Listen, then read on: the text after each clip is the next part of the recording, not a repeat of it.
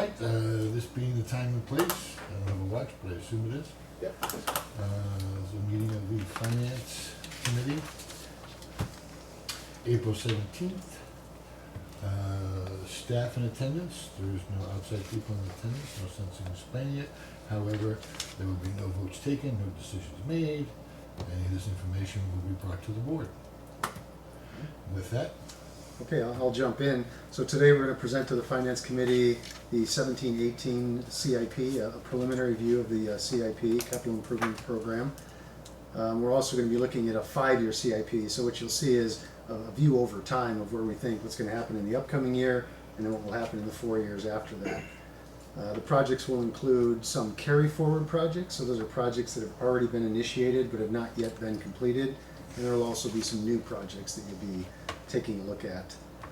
Some of the new projects are projects that were proposed in previous years as new projects and were deferred for a variety of reasons. So it may be called a new project, but you may say, hey, haven't we talked about this before? And that's probably why, because it's being reintroduced. I think this meeting can wrap up by about 5 o'clock. There's the amount of information I think we can get done by about then. This information or variation of this information will be presented next Wednesday, on the 26th, to the full board at a workshop on the CIP. Very similar to what we did on the operating budget. We made presentations to the Finance Committee, and then we took some of the input that we got from the Finance Committee, changed the presentation, and made a presentation to the full board. So we'll do something similar here. So John's going to kick us off today. He's going to explain what a capital project is. What does it take to qualify? He'll provide a general overview of the program. We'll look at water and wastewater separately at a kind of a high level. We'll discuss whether projects are replacement projects or capacity projects or both. Sometimes projects are a combination of both, and we'll explain to you why that's important. And then James will cover some of the CIP projects in detail. We're not going to go over all the projects in great detail, but there's some that are high-level projects or projects that have been discussed before that we think is worth discussing with the Finance Committee. And if time permits, we're going to go over the vehicle and equipment information. Unfortunately, Ed's not here today. He's out this week. So he's the one with most of the information on the vehicles and equipment, but we could probably cover some of that at a high level and then get back to the full board at the workshop. And then ultimately, the CIP and the operating budget will come together for the board's consideration. I think the tentative date is June 7th. Is that when you're looking for a budget adoption? Actually, yeah. So, but we have a couple of stops along the way leading up to June 7th. So this isn't the last time the Finance Committee will see it. This isn't the last time that the full board will see it on April 26th either. So with that, I'm going to turn it over to John, and he'll kick us off. quick question. You said for this year, then looking forward 5 years. Is this part of the 5-year plan that we did a few years ago? Yeah, every year we do. I assume every year. This is my first year through it. Every year we'll take a 5-year look ahead for the CIP because it has such big impacts on the organization. Actually, more than that, 5 years detail, but then we Yeah, look at future. more Yeah. than Some of the CIPs we looked at last year have been completed as well.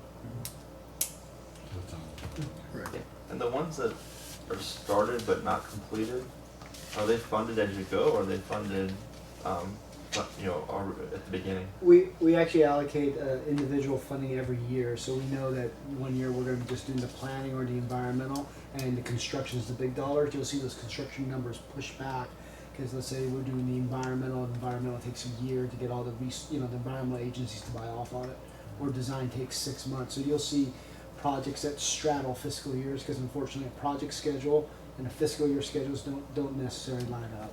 So we do our best estimation on kind of funding those projects out year by year. So the full project cost is not encumbered in the first year. Makes sense. All right, John? All right, just to get us from where we've been in prior Finance Committee meetings to today, this pie chart here is the draft of the 17-18 overall budget. And these are just draft numbers. This is what we have today. We've looked at these two slices of the pie right here. That's the water operating and the wastewater operating. That's all that detail that we had in the last meeting. These are water costs right now. That's our best guess. There's a meeting on Wednesday at the Water Authority when we're gonna get some good numbers that we can plug into our models, and we'll see what happens with this number here. This is our debt service. We know exactly what that is because it's according to the debt service schedule. And this is the portion of the pie that we're looking at today. This is the capital improvement projects. Right now we're at 15.4 million. In order to be a capital improvement project, the asset that's either acquired or built needs to last for longer than 1 year and cost more than $10,000. That's what qualifies it to get onto this schedule.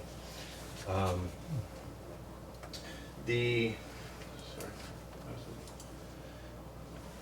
definition outside of that, and how we pay for it, we have the existing projects, as General Manager Pruitt mentioned. We have the new projects, which includes Encina, and we're going to look at Encina a little bit as we go through the next couple slides to see the impact that that has on our replacement projects. There's also future projects. Future projects are not included in the 15 million. They're projects that, prudent financial planning says, look out on the horizon, see what's out there, and then start to build that into your projects. But it's not going to affect this current year coming up, but it will have an impact on future years, which could require us to issue debt if those projects do come to fruition. And then lastly, we have easements, vehicles, and equipment, and that's the last page in this package that you have. How we pay for the capital improvement projects is through our current reserves that we have. We get capital facility fees that pay for the capacity projects. There is what we call the operating transfer. That's the annual excess of revenue over expenses. And then property tax and investment earnings that we get. And if we do need to issue debt, that's an option also to pay for. John, do you keep these separated in a bookkeeping way? In other words, if I were to ask you, how much have we collected in capital facility fees and we haven't spent it yet? What is in that account? Is that an up-to-date number? I can show you this, and in fact, I had this. Let's see if I can get the title back up here. Okay, good enough. This was presented at our February Finance Committee meeting, and I brought this just to kind of bring us back in a full circle and to show how everything integrates. Because these are those capacity funds. So where we get our capacity fees, we account for them, bam, right into those funds. And that's where those numbers are recorded. These are our two replacement funds. This is water replacement, sewer replacement, water capacity, sewer capacity. These are those operating transfers that I mentioned. So these are the revenues that pay for the capital projects. Property tax, investment earnings. This was that sale of the ballparks over here. That's going away. And then we had a little bit of annexation fees. These are real numbers as of January 31st. If we scroll down from there, this is money coming in. This is money going out. These are our capital projects for fiscal year 16-17 and what we're paying. This is just in this current year that we're paying out. So they're in order by dollar value. So the higher dollar value, the higher they are up on the list. And Encina is the leader here with 1.3 million that we've spent out. And this is replacement. Just explain, that's a 5-year capacity plan? This is this year's 16-17. When we get into the budget, what we have is we have a page like this for each year for 5 years. And that shows what we're going to spend out of. If this were budgeted, we would say we're going to spend $118,000 out of capacity. But these are real. We've spent $118,000 out of capacity. So these are the projects that are ongoing right now, and some of these will be completed. Okay, let me just go add the capacity fee showing San Alejo Pump Station, $100,000. San Alejo Road Facility, is that the pump station? No, that's a city reimbursement for when they did the San Leo Okay. area. Okay, Moving so over we're not facilities. gonna see the pump station on here.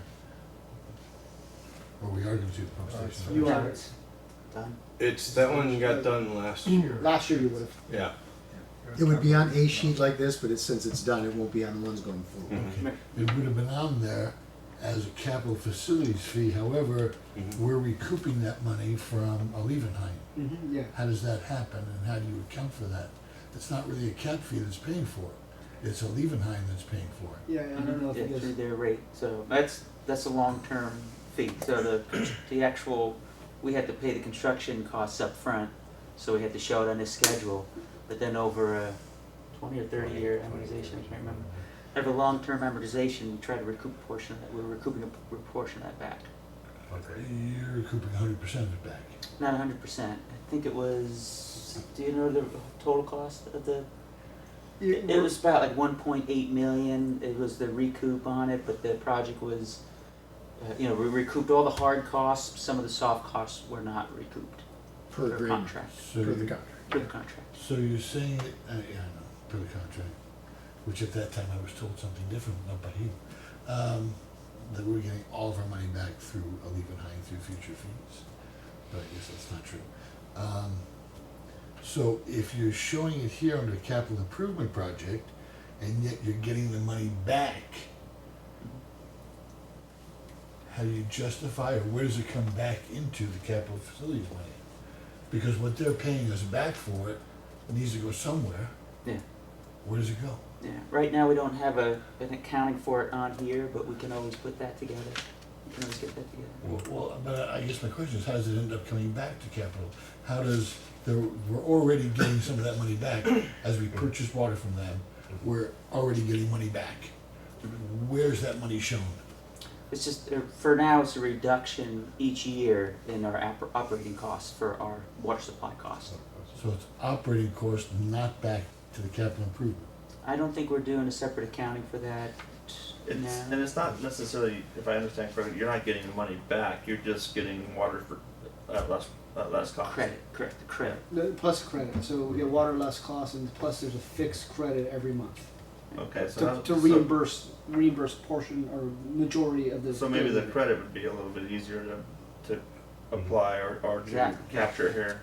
What we can do is we can make a line item that we could call it recouped capital facility fees or something like that, and you would see that number like right here. That's a fixed number, so. Yeah, but it's a monthly, Well, it's a yeah. monthly amount. We don't always, we have to actually buy enough water to get it. In other words, they don't give us a credit unless we actually Yeah. have the But whatever you purchase. do get, you could, like to John's Mhm. point, Yeah. you could just capture it right there. That's a great idea. Yeah, we could throw it on there. Okay, you could, but you're not. Right now, it doesn't show up. in it. Not right now, no. But it, Probably it's- best to do it at just an annual reconciliation because it changes month to month. But you have that easy access to all that Oh, yeah, information. it's just 12 bills a month, or 12 bills a year. 1 bill a month. 12 bills. 12 bills.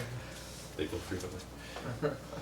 Okay, so the NC Wastewater Authority 5-year cap plan, that $1.2 million, Mm-hmm. is that year 1, year 2, year 3, year 4, year 5? This is Show them the title. This John. is what we just paid in so far in fiscal year 16-17. At January 31st, we paid $1.3 million to Encina for the 16-17 year of the 5-year 7 months. plan. Correct, 7 months ended in fiscal year. These are presented each month in the board packet, the second board Oh, yeah, meeting. but they might be. I'm not a finance person. That's why we're here. Exactly. That's why I asked you the question, but I don't really have to. Thank you. So I brought this up just to show, to put all the pieces together. When we talk about these capital projects and where we're spending them from, the funding source, these are the funding sources: replacement capacity, wastewater replacement capacity. And they'll show up on this schedule monthly for the actual dollars that went out, how much dollars we spend. And then we would get down to our ending balance, and then there's the reserve balance, which that first bullet point on here, where we talked about the funding sources, we have our current reserves. As you scroll down, I have to ask, I'm sorry. As you scroll down, you show the men's room in Building B. I'll cover that. Have you spent money on that? If so, where is it? What did it do? Or is it planning money we're spending? we're thinking about. Yeah, I can give a detail, and I could jump in Alright. later if you Okay. want, or you. Let's Later, wait till we we do it go. later. Yeah, let's do it when you do your projects. Yes, I'm sorry, I couldn't help but see it. Yeah. So, graphically, if we want to just take a look at what we're looking at. Remember that $15.4 million that we saw on that pie chart? That is right here. It's the sum of these two. This is water, this is wastewater or sewer. So if you add the two of these together, it's that $15.4 million. And this is, as we are today, the capital projects that you have on the schedule in front of you laid out over the next 5 years. So what we're going to do now is inside this blue line, this water, we have water replacement and water capacity. The same way we have sewer replacement, sewer capacity.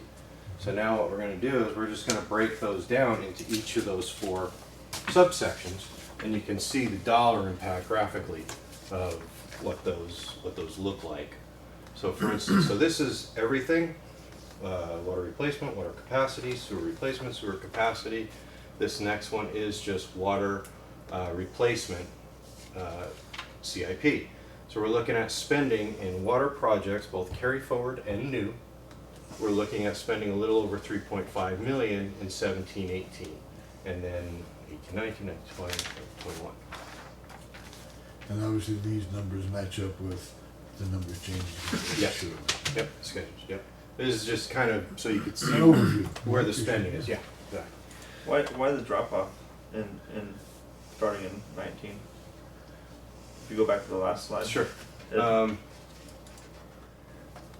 So actually, the CIP is not heavy with water jobs currently, and so a lot of the water jobs that you do see are ops water jobs for replacing existing sewer infrastructure, and those are usually shorter term jobs. It takes 1, 2, 3 year cycles at the most.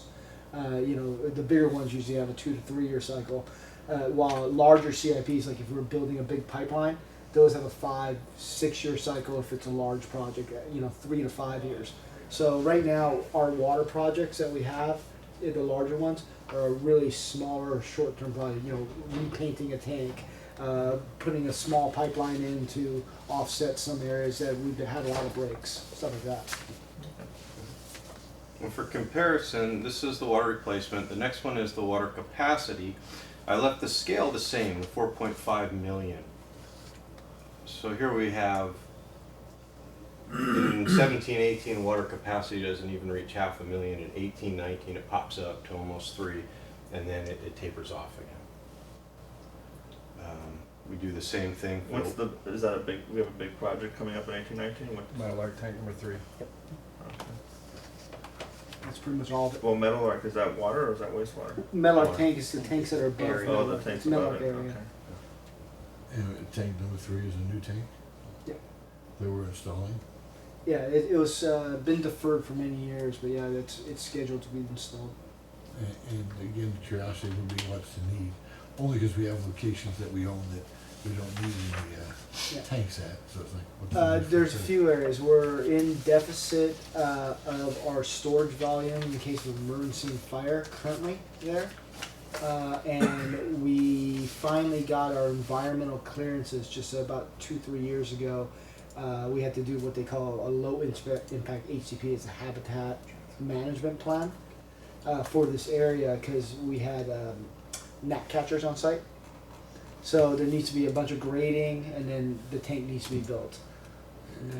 Just refresh my memory, where are these, where's number 1, number 2? So they're all on the same site. If you are going down Rancho Santa Fe Road towards Meadowlark and you look up the hill, you'll see a tank there. There's actually 2 tanks up there now. And they feed basically that whole valley area, and they actually feed what Carlsbad takes from us also. And is there a redundant system going to that system now? No, there's no secondary source of water. It's on the other side of the hill. I mean, we can pump over the hill at a greater expense, but really our redundant system right now is the aqueduct connection or taking water from the San Luis pump station. But as far as Meadowlark itself, that zone goes, it's really, those are the tanks that feed that zone. do those tanks, and I have toured that with Ed before, do those tanks provide water like to Old Creek and going that direction, or is it just strictly going west? No, it's really going west and kind of Okay. a little bit north, So but really any, west. any new development that might take place just up the street from where the dump used to be and stuff, Yeah, that yeah. won't, that did, okay, so then my question is there any other, is that the going west, it's already developed. Mhm. I don't think there's gonna be anything significant going in. I don't think there's any open land at all, actually. So is the only reason why we need to build it is to meet the fire? Yeah, so Part of this, so because- basically operationally what happens is you end up, well, in this case we're feeding it by gravity at least. So if we had a pump station that was feeding these tanks, the operational costs of filling these tanks more often would have driven this project instead of deferring. So it's easy to defer because we don't have a big pump station that costs us money to fill these tanks. They're mainly filled by gravity. However, in case of emergency, to meet our criteria, our storage volume, 5 days worth of storage, with emergency situations or connections, and fire flow criteria, technically we're in deficit there. So one of the things that does hit us is, if we don't follow our criteria, we're in violation also with the what are the ISO studies for the Insurance Institute.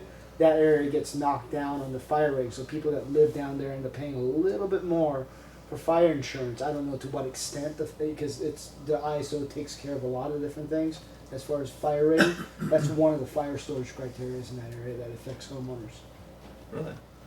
So the only way those tanks get water now is from Santa County Water Authority. Or they get it through the San Leo Hills Pump Station or the San Diego County Water Authority. It comes down.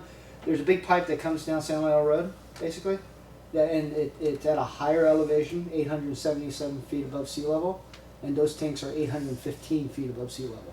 Okay, So it basically feeds by gravity into those tanks. so there is a redundant system. If something were to happen, we can move water from San Alejo to there. No, the pipes coming out of that tank that feed the homeowners aren't directly connected to the other pipes. It'd be too much pressure. How long have we been, not meeting this emergency and fire capacity? It was actually slated to be built prior to the recession, and we deferred it during the recession to hold back on capital. So it's been since 2007, 8. But the environmental took to 2012, 2013. 2014 almost to finish up anyway. So we just spent money with the agencies, didn't spend any construction dollars, and then we shelved it and it took about 3 years for the agencies to give us our what they call a low impact HCP, Habitat Management Plan permit. So really we've had the green light since end of 2014. But it's been deferred for 8 years, 9 years? Well, no, most of it was environmental deferment. We couldn't build it because the environmental agencies we didn't have the permit for it. So we're ready to go in 2007, 2008. 2007? Okay. And then we hit an environmental wall basically, and it took us about 3 years or so to work our way around it, and then it took them another 3 years or so to give us the approvals. While we were in the environmental hold-up, we weren't, we didn't have any problems with any other agencies because of that? No. Because you see now, we're gonna be in, if we don't build it, we're in violation of something. No, there's no violation. It's our criteria and the Insurance Institute's criteria. So Our criteria, criteria of Vallecitos. and the Insurance Institute's criteria. We matched the fire flow to get I don't know if it's A, B ratings. I don't know how they do the ratings. But the insurance institute didn't have a problem as long as it was an environmental issue. The Insurance Institutes don't have a problem. They just charge the homeowners more for insurance. That's all they do. So areas which have a higher fire reliability get a lower insurance premium. So it's really, if you have no fire storage, they don't care. They're just going to charge the homeowners more. But if push comes to shove, you could defer this. Absolutely, this project can be deferred. Okay. So it's more of what our criteria, whether we want to meet it or change the criteria. As we go over the CIP projects, would you just kind of let me know which ones in your mind could be? Sure. which ones can't be. And before we move on, too, just because I was just looking, it's a total of 4.5 million roughly. Is there any? I mean, that's a lot of money. So, is there any other way to meet that, to increase our water capability there without spending 4.5 million without building a tank?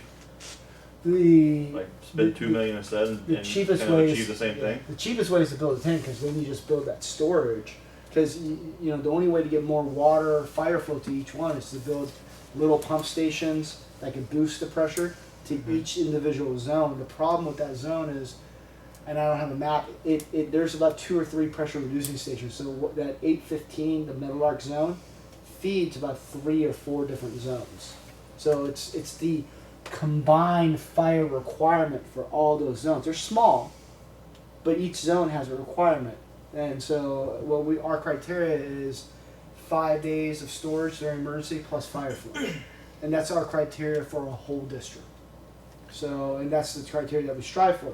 We meet it in most areas. This is one area that we don't meet it. Okay, thanks. So that's the water capacity, water replacement, water capacity. Now we're going to jump over to sewer replacement. We have more, obviously, sewer replacement jobs than we have the water replacement jobs, as James was saying. What was interesting, though, was to look at this and say, okay, we've got just a little bit above $8 million for the next 3 years coming out of sewer replacement. So what impact does Encina have on that? So what we wanted to do is look at what we have less Encina, and there you see we drop below. We're about $4.5 million in 17-18, and then we're below $4 million for the next 4 years. So it's a big impact that Encina has on us. Huge. And so Encina's board consists of basically board members from the various different member agencies, just like the Water Authority, right? They each get 2 representatives. Okay. I mean, and I know it's a little bit off topic, but it seems like the majority of our costs come from the Water Authority and from Encina, like stuff like this. And yet we have very little, like, insight as to, like, we've done a lot to cut costs operationally here at Vallecitos. But I have fears, I guess, or concerns that those other agencies may be doing some of the bad habits that we used to do, and they haven't been changed. So how can we learn about what those agencies, making sure that they're operating as efficiently as they can be, because such a large portion of our budget goes to those 2 agencies. One of the things we're doing is the general manager for the County Water Authority, Maureen Stapleton, will be coming. It's not going to be till June because of her schedule, but she's going to come and present from the Water Authority's perspective a lot of big issues, and I asked her to incorporate exactly what you're talking about there.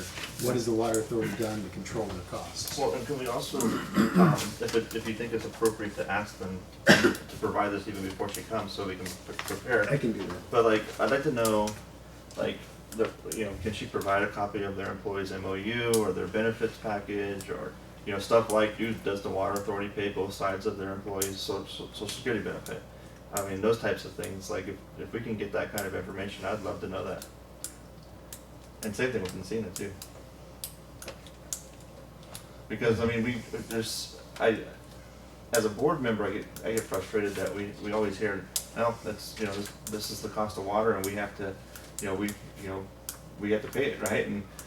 But again, the cost of water that we're getting from the Water Authority, if they're not being as efficient and frugal as we are as an agency, then we should fight back if we find out that's the case. It might not be the case. They may be as conservative as possibly can be and operating lean and mean, and that's great. But I suspect, like most government agencies, that they're probably not.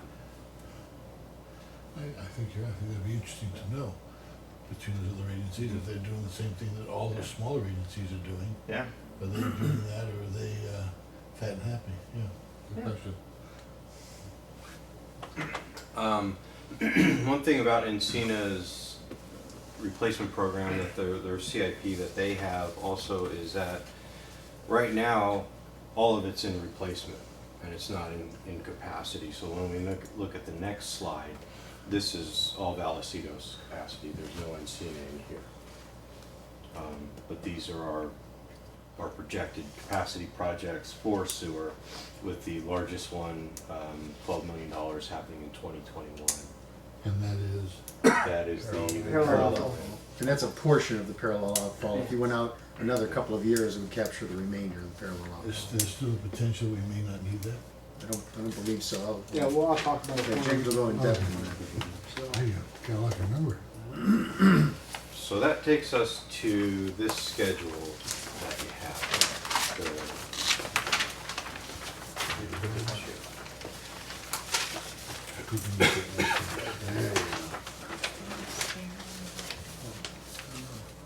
Wes, here's another package. Get another one of these packages. yeah, here. I get that. And here's the, I have an extra full boxes. here's the front end of it. Also, I've separated it out. Encina will have a lot of Yeah. Did you give her that? Yeah, yeah, Encina will have a lot of two flags. yeah, they don't, right now they don't show Yeah. that. Yeah, right now. Waiting on them.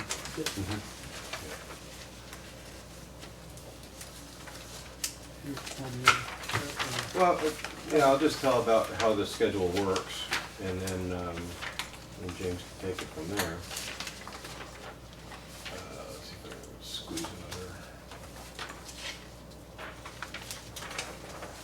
couple out of here. Okay, so here's how the schedule works itself. The page number will be the page number in the budget, and those are, we still put the budget together, so those aren't. These here are the project numbers. We have what we call a smart numbering system. For instance, we were talking about the Metal Arc Tank 3 starts with a 7. That's how we know it was 2007 that started. The 2013 dash whatever started in 2012-13, and that goes for all of these. These are the project titles. These are the carry forwards. So these are the ones that are in progress. This is the funding source. To us, this makes sense. 120 is water capacity. 110 is water replacement. 220 is sewer capacity. 210 is, so we know the funding source, where that money's gonna come from, one of those 4 columns. Yeah, anything that starts with a 100 is water, starts with a 200 is sewer, and if it's a 10, it's replacement, and if it's a 20, it's capacity. So you've now cracked our code. Tenth capacity, 10 Good is job. 10 is replacement, yeah. tenth replacement. So this was the budget that was approved previously over years that the projects have been outstanding. This is the estimated amount that we will have spent on June 30th, 2017. So just to kind of get us where we are and how much do we need to appropriate going forward. That's what this column is here. This is if there's a new request. If there's a bump up in the project and we need more money, that's where this will show. Also, if it's going to decrease, you'll see that as a negative number here. This decrease comes from Encina's 16-17. As you saw, there was 1.3 million spent to date in January. They originally gave us a number of almost $3 million. We don't think it's going to get there. We think it's going to be more in this neighborhood, so we bumped that down, and we're looking at $450,000 going out next year. So this is the project total. So we have the beginning less anything we've spent, plus new requests gives us the project total. And then this is our spending plan, or how we're going to pay for these projects as we go. If I take the Encina parallel outfall in 17-18, we're looking at spending 80,000, 150 in 18-19, 500, 500. This was that big bar, the 12 million in 21-22, and then 18 million thereafter. So that's our 5-year spending plan for our existing projects that are in progress now. The second half of the schedule is new projects. These are the new projects that are going to be introduced in 17-18, therefore they all start out with an 18 at the beginning. We can look at them again, it's set up exactly the same way. Funding source, since there was nothing approved, nothing spent before, we only have new requests. And then this is the project total. When we look at everything that's going to be spent in 17-18, there's that $15.4 million that we saw, that slice of the pie. That's where that comes from. In total, everything is $121 million. That's the whole CIP. What's projected to be spent next year is 15.4, 20 the year after, 13 the year after, 6.6, and then 15.9 the year after. Is that just And what's representative the- of 1 year, or is that just a 5-year period? That's That a was the 5-year last- period. The last one was 22 to 27, right? That 50 million? This year? Yeah. Yeah, 5 year. that's going back out again. Exactly. And then the last one that we have is this line down here. This is that future projects. This is what we said, it's prudent financial planning to just kind of get an idea of what's on the horizon. We don't have anything programmed in to be spent in 17-18. But if these projects were to be introduced next year, we'd have 1.8 million coming in next year. 1.2 coming in the year after that, 1.4 coming in the year after that. Cool. Makes sense.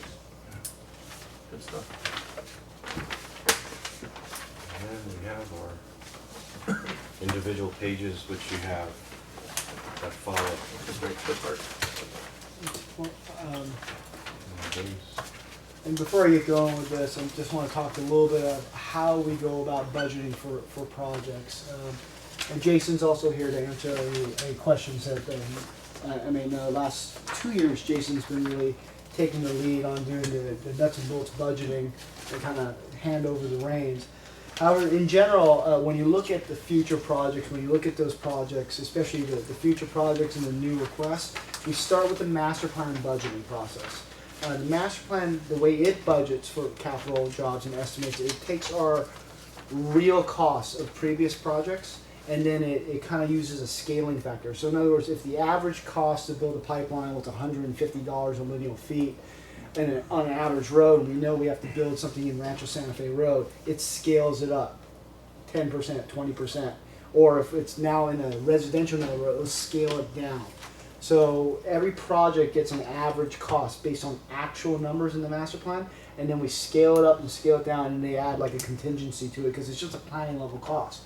That also includes an estimate for environmental, planning, design, and management, staff hours. So all that cost is there. Now, what we found over the years is even though we start with that number, as we start getting into the jobs and refining the number, because the master plan looks at it at a 10, 20, 30,000 foot level, as we get down with boots on the ground and say, oh, there's a humongous storm drain in the way, or there's a huge SCGB gas line in the way, and now we have to reroute this thing, the numbers tend to change.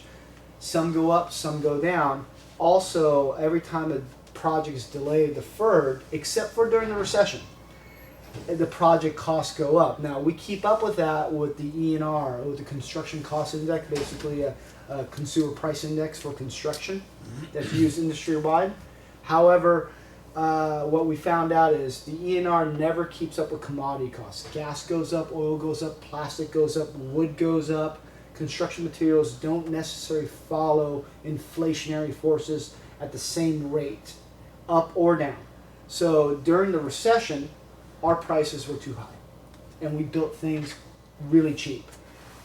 Out of the recession, our prices are too low using our master plan numbers, and even though Jason does a good job doing an estimate, and our estimates are coming in pretty close, the master plan estimates are too low typically, because even with just the construction cost index, it hasn't come up with those commodity changes. It doesn't capture that, what's happening in the local market, how many contractors are bidding your job. So what we do now to try and help, I guess, bolster up our estimates is Jason will actually put together an estimate of construction, man hours, labor, and we actually have management sheets that actually figure out where we have and how many labor hours we could allocate to each job and each staff level and how we assign the jobs. Operations gives us a list of, I won't call it a wish list because that's kind of a term. These are things that they want in the next year or two. In the past, they'd say we want to do it now. Now Ed and I have been working together for several years. Ed will get with his management and say, okay, his team and say, think 2-3 years out in advance and get it on the schedule. So you'll see a lot of operations projects that engineering takes care of. that may be a fairly large project, but there's only $10,000 or $15,000 in the fiscal year budget because we know we can't do it. So we do that, and then we also put the labor hours together in it with our overhead rate, consulting hours estimate. We add a contingency because it's a plan level cost, and then we put together the budget. That being said, that's kind of the basis of how we put together our numbers. Jason actually has some examples if you want to see it, if we get into different projects. And I'd like to just go over a few of the projects with you that are really impacting our CIP, both replacement and capital. I'm going to start with the sewer, because the sewer seems to be the bigger numbers. Obviously, you saw the Encina portion. And the other one, even though this one is not really impacting much, is I'm just going to talk about the parallel outfall because it was brought up today. So the parallel outfall, which is on page 36. So what we do with each project is we have, it's in the budget, it's been this way and it's online. We have a project description. We have any comments on it. Obviously the work order, the funding source and how it's split, whether it's capacity or replacement. Capacity comes out of developer capital facility fees. Replacement comes out of operating costs, or rates that go to our users. And then we have a spending plan at the bottom, which lays out our spending plan, obviously, if there's any new budget requests. So with the outfall, this year, we've exceeded capacity of the outfall. Again, our average flow going through our outfall, we can handle no problem, but it's that level of service, like a street, we can't afford to have that gridlock on San Marcos Boulevard, because our gridlock means we have a potential of spilling. And our design criteria and the engineering conservativeness that goes into it is all to combat human error. In other words, the pipe will work fine. You can let the pipe surcharge way beyond the criteria, but one person dumps a couch cushion. It's not a made-up story. A couch cushion was a full-on couch cushion was stuffed into our manhole during a rain event, not this year, but last year, over off of Johnston, down from the San Marcos City Hall.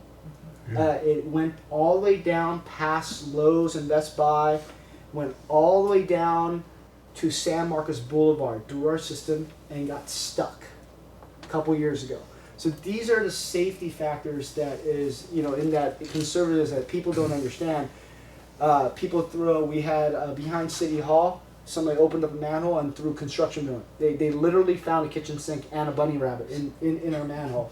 Our operators have pictures of the bunny rabbit coming out. But there was construction, 2x4s, plaster. So that's why we say that a sewer pipe, and it's industry standard, flowing a smaller sewer pipe, you're averaging your house, when it's 50% full, that's the standard. Bigger pipes, though, we do 75%.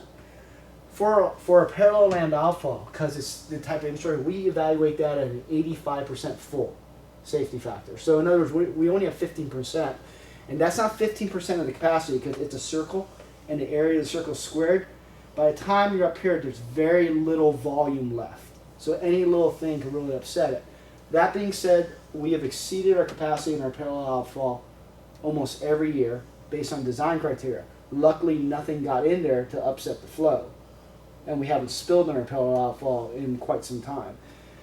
With our growth over the next 10 years or so, we're going to be exceeding it regularly. We have sections that we know we need replacement. We have a large siphon section that we know we need to parallel. And then we're working with the city of Vista, the city of Carlsbad, to try and buy capacity and kind of it's our pipe, but they own capacity in it, to get them out of our pipe. Vista's building a new parallel outfall for themselves and get Carlsbad out of our pipe into the old Buena pipe. So this way we could maybe get 3.5 million gallons more capacity, which will help push back the outfall project and may reduce costs. At the end of the day, what staff envisions is from El Camino Real back to the Laurels. There's a tunnel that goes underneath the Albertson Shopping Center. It's about 50 feet underneath Albertsons. From where it comes out of that tunnel to about El Camino, we'll have a parallel line. And that's 100% Vallecitos.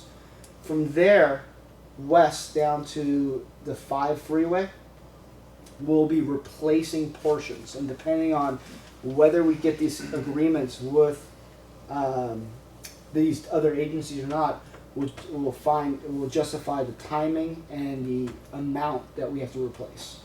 So that's still an unknown. What you have here is a cost that assumes that we could get those agreements and assumes that we could purchase that capacity and the parallel outflow. So this is not a cost for replacement of all 9 miles of pipe from the 5 freeway all the way back to the Laurels. This is a actual cost for replace a parallel portion from El Camino Real to the Laurels and buying capacity back in our pipeline, getting the other agencies out, and then replacing portions, upsizing portions as needed based on that evaluation. The money though is only $80,000. The $80,000 is to start those discussions, get a consultant, start doing some evaluation with those other 2 agencies. The last one we did, all 3 agencies shared equally in the cost. We're hoping to do that again. James, can you imagine a set of circumstances where we would not need a second a parallel land outflow? If we built a large wet weather storage basin To knock the peaks off? to knock the peaks off, that's a possibility. The wet weather cell would be the only place you could put it is along San Marcos Boulevard, technically, and the site that we have right now behind our lift station 1, you would have to pump it in there because we don't have the elevation. So it'd be a big concrete sewer structure behind there. Although there's a lot of nuisance orders that come with that because you're storing sewage every day, and it wouldn't be advantageous to put it right on San Marcos Boulevard. But that is something that we really did evaluate back in. I did a kind of a, I won't say back in the napkin, but I was asked to take a look at what our other options are, and that option was shot down. So, but that option does exist. It'd be a fairly large load equalization, because if you think about it, we peak at 15, 16, 17 million gallons a day. We're going to end up peaking at 23 million gallons a day in the future, and we have the capacity of about 12, 13 million gallons a day. So you'd have to, that'd be quite a large storage basin. Right. So you got 12, 13 million gallons of sewage storage on San Marcos Boulevard. And let me ask you this, just playing devil's advocate, I'm sure you weren't around, even if you were, but there was a time and place when the board was told they had to buy the avocado farm up there because we had to have a tank up there. Mm-hmm. There was also a point in time when the board was told we need to buy 50 acres out in Coronado Hills. And both of those proved that we didn't need either one of them. Yeah, I don't know about the 50 acres around Hills. I didn't even know we had that property until we started researching more. But Is it really 50? it's 530? 40 46. something. Oh, cool. Yeah. Have we found any other It's all a big properties? hill slope. Oh, it's all slow. Have we found Yes. any other properties since you've been researching out of curiosity? Not that I know. Not of, yet. Not yet. Not that I know. But I know that the original plan is we need the other area we have storage deficit as far as is the Wolf Zone, and the plan to connect it to Emerald Heights, which is the Palos Vista Zone, that helps alleviate that fire storage and emergency storage needs. Well, I understand that, and that was known information at the time we made that purchase. No, that came later. That because We didn't know we had both the sides. purchase came right when I first started. The study that was completed through engineering was a year later that said instead of spending $4, $5, $6 million on this tank, we could do this and achieve the same thing, and that was a cost savings. So, Overall cost savings. How do you measure the flow in the main that goes from Rancho Santa Fe under the Sure. center to the? How do you measure that? We have 2 meters. One right there at lift station 1, downstream of it. There's a meter in that manhole, and there's another meter at El Camino Real where it comes out of the siphon. So right there, we know that we have a few connections, like through the Laurels and downstream of that. We know we have a few connections, but majority of the flow is going to pass by that first meter, and then the second meter captures everything else. So it's actually metered. And then we've been above 85% on a few occasions. Oh, we surcharge during big rain events. I mean, luckily with the drought, we haven't had too many cases. But for example, not this rain year, but the previous rain year, we only surcharged once that I'm aware of. Surcharged? Surcharge, which means the pipe is over 100% full and started going up the manhole. Oh, Okay, and then this year we surcharged more than once. and what manhole does it start to go up to so I know where not to buy a house? Right downstream of right in the Laurels, actually. is Thanks, where- Jim. There you go, there you go, Mike. So, Location, location. yeah, right down there, there's a manhole along their trail that goes, the main road that comes in. I Yeah, forgot the I road see name. it. Yeah, it's a manhole. Downstream of it, there's two manholes. We call them the 45s. That's the beginning of the siphon, the pressurized section. That's where it usually surcharges first. There's also a manhole, which is our bottleneck section that comes out of the tunnel.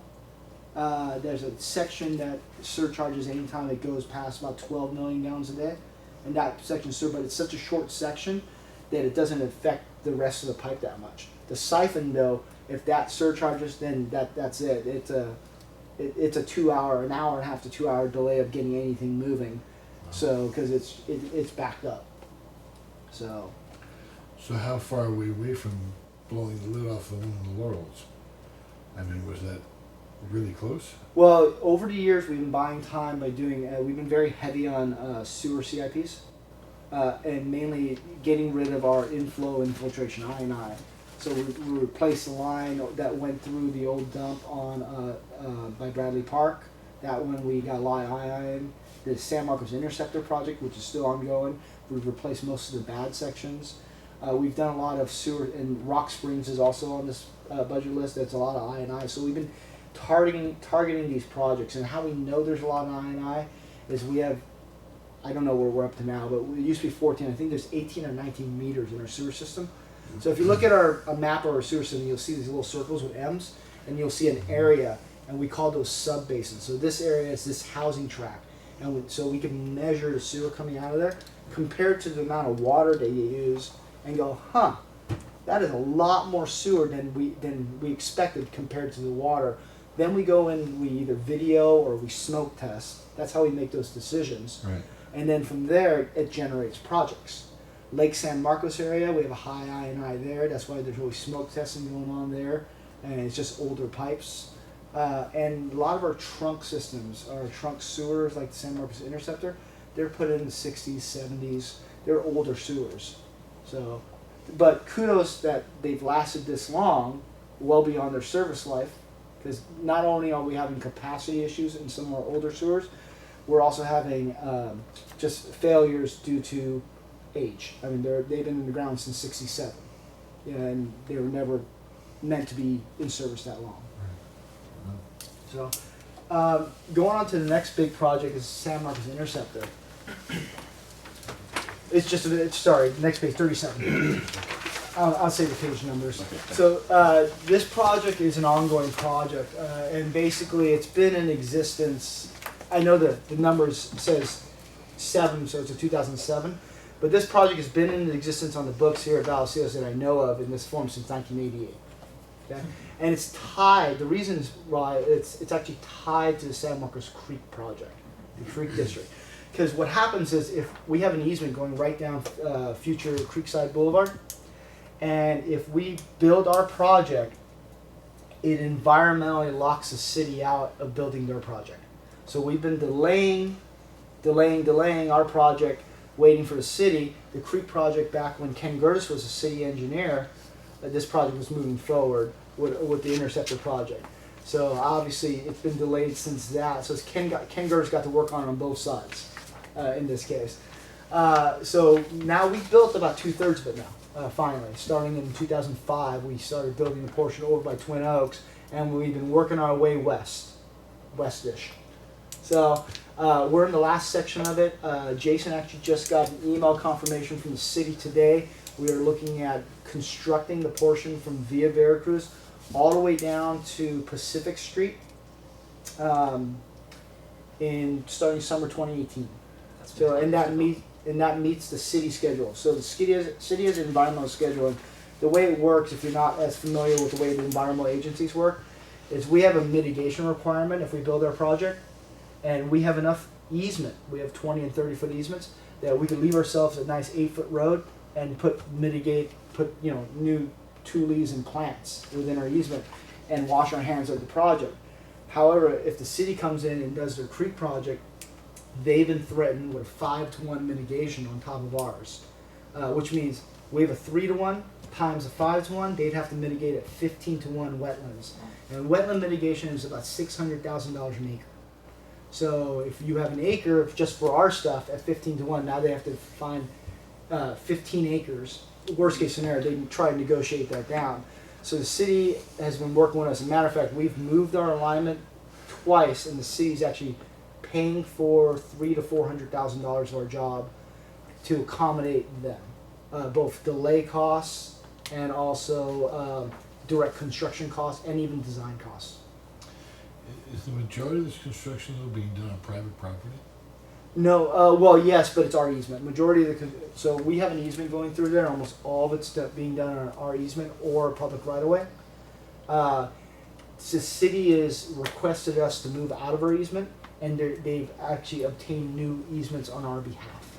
That was one of the conditions that we gave the city. Is we have a corridor, and we need another corridor. So they have to go out and purchase easements. So everything's going to be, it's private property, but it's going to be our easements or right away. Okay, any construction on that site isn't gonna be using is there any correlation between the upgrades we're doing on that private property and the developers developing the private property? No. So basically, we're going to be in the future promenade.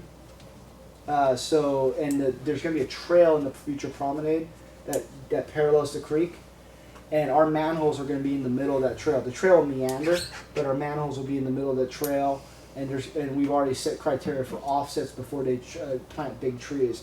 One of the problems we have is our pipe's about 12 foot deep, and they're putting 8 to 9 foot fill on it, so now we're going to be 20 foot deep. 20 foot deep is bigger than most equipment could dig down. Yeah. So we've asked for a wider easement because we'd have to fillet the whole promenade open if we had to replace a manhole. Right. We never anticipate the pipe material that we're picking. We never anticipate having to replace it under a normal condition for 100 years, 150 years. However, manholes deteriorate; they need replacements from time to time. So we have basically large easements that are going to be going through there. At the end of the day, we'll have 30. We're giving up 20, and we negotiated 30 in return. So, Rock Springs, page 43, is another one that we're spending money on. This project actually has been one of the ones that we've deferred.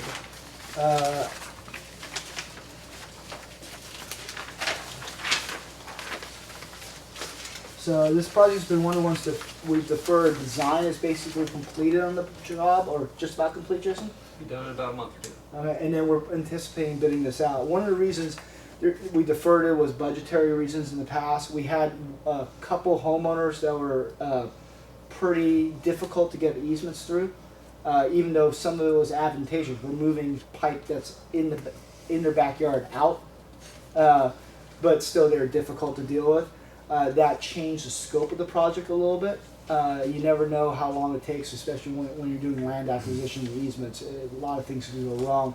And we've had some language barriers, so we've had to have interpreters and stuff help us out.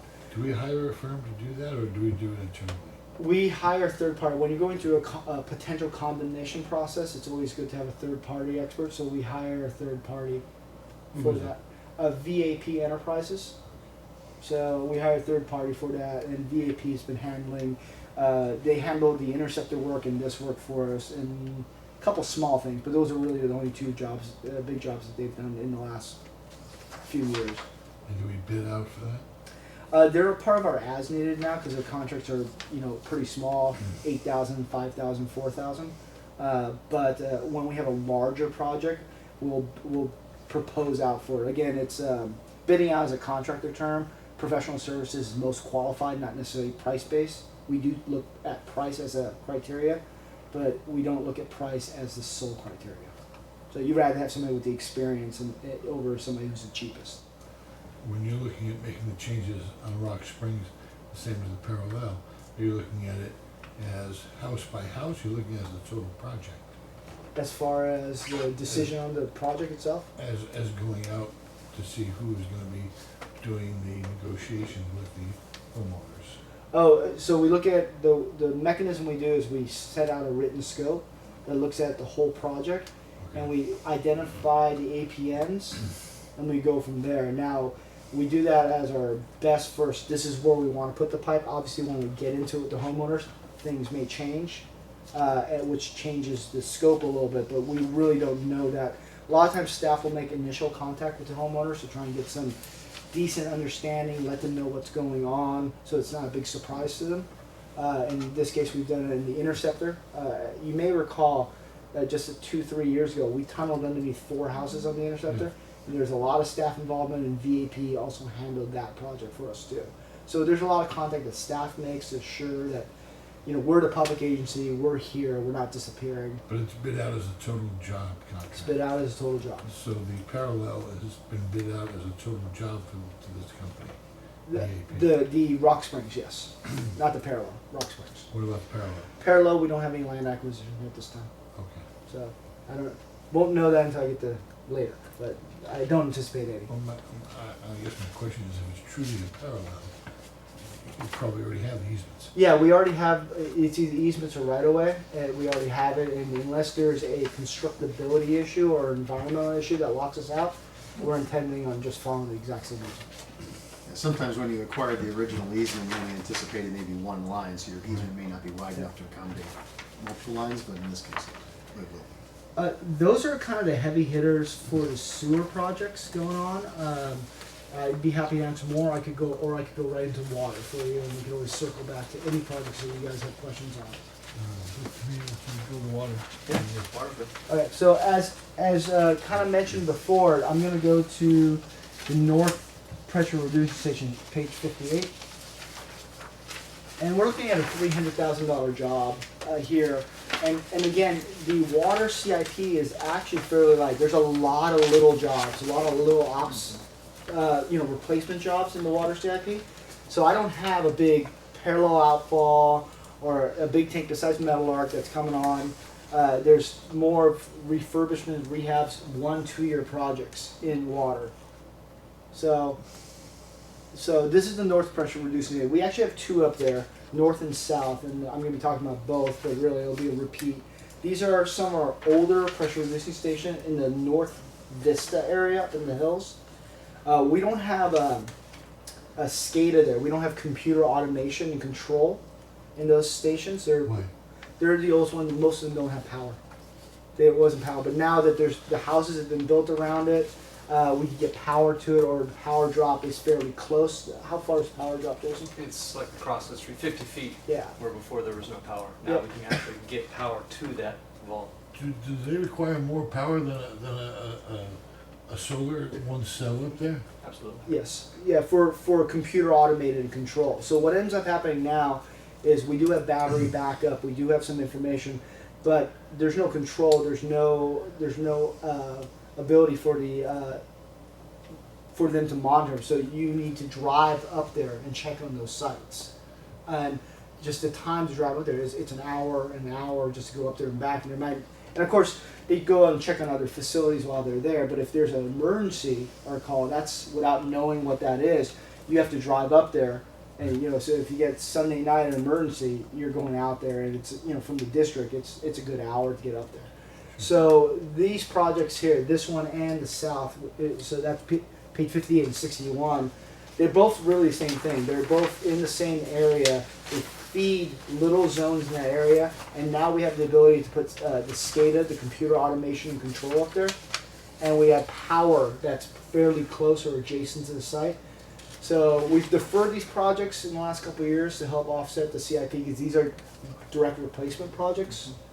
And basically we're moving forward with these projects now. They're 100% design and ready to bid out end of next month or so, or when? We're going to try to bid them out in June, June. anticipating Thank you. budget approval. So with budget approval, we're anticipating bidding them out in June. So we're going to wait till budget approval if these projects get, and then bid them out, because we're done. We've had them shelved. And there's been a few minor changes, but that's about it. move forward into kind of new projects that are water projects. Obviously, we already talked about Encina as the big sewer project, but the new is schoolhouse tank refurbishment, page 71. And that project's a one-year project. So what we do is operations will dive tanks per the health department recommendation. So our tanks are inspected and dove, and out of that we get reports that goes to engineering. Engineering will compile the reports and put into a schedule when those tanks need refurbishment, whether it's OSHA safety refurbishment, structural refurbishment, or just pure coating refurbishment. You may recall several years back the board approved basically change orders on Metal Arc tank, the existing Metal Arc tanks, because they've never been repainted since they were originally built in 1972 or 77. And the structural steel on the roof was completely deteriorated that we had to replace I-beams. So we don't want that to happen. So it's a program that we put in place for last 7 years or so. About 10 years fledgling since I started, but really last 7 years full buy-in with operations to have these tanks dove on a regular basis and have these reports generated and put it into a program. So now, this project came up last year, but with our workload, not because of budgetary reasons, we knew we couldn't get to it, so we deferred this project, and now it's coming up this year for refurbishment. It's mainly coating. Is it interior and exterior? Just interior. Just interior. So just interior. So it's just the interior, and Schoolhouse Tank is the one in San Low Hills off of Schoolhouse Road. That's above the hill there. So that's an interior coating and probably some structural repairs if needed, based on whatever the That's the values one that are. serves as Hunsaker. Yeah, yeah, long way away. So It's a different schoolhouse. yeah. Yeah. Another project that came up is page 73 is Stargaze. So I don't know if the board recalls, but within San Low Hills area, there was a neighborhood called Sagewood that had 19 main breaks. It was about a little bit more than a quarter mile cul-de-sac, and had 19 main breaks in I forgot how many years period. Well, Stargaze is actually only about 700 plus feet of cul-de-sac, and it's had 5 main breaks in the last since 2009. Basically, what we've discovered through looking at everything is similar to Sagewood.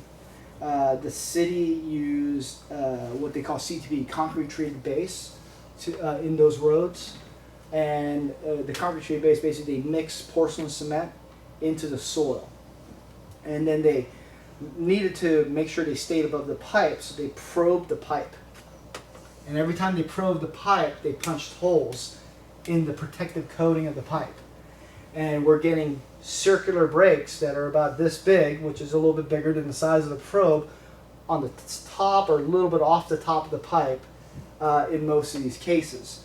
We did have one that was a utility crossing from where Cox and Packbell crossed. This neighborhood was built and done and sold houses in 2003, so the pipelines were probably in 2001 or 2002, which is about a year after the Sagewood pipeline was done.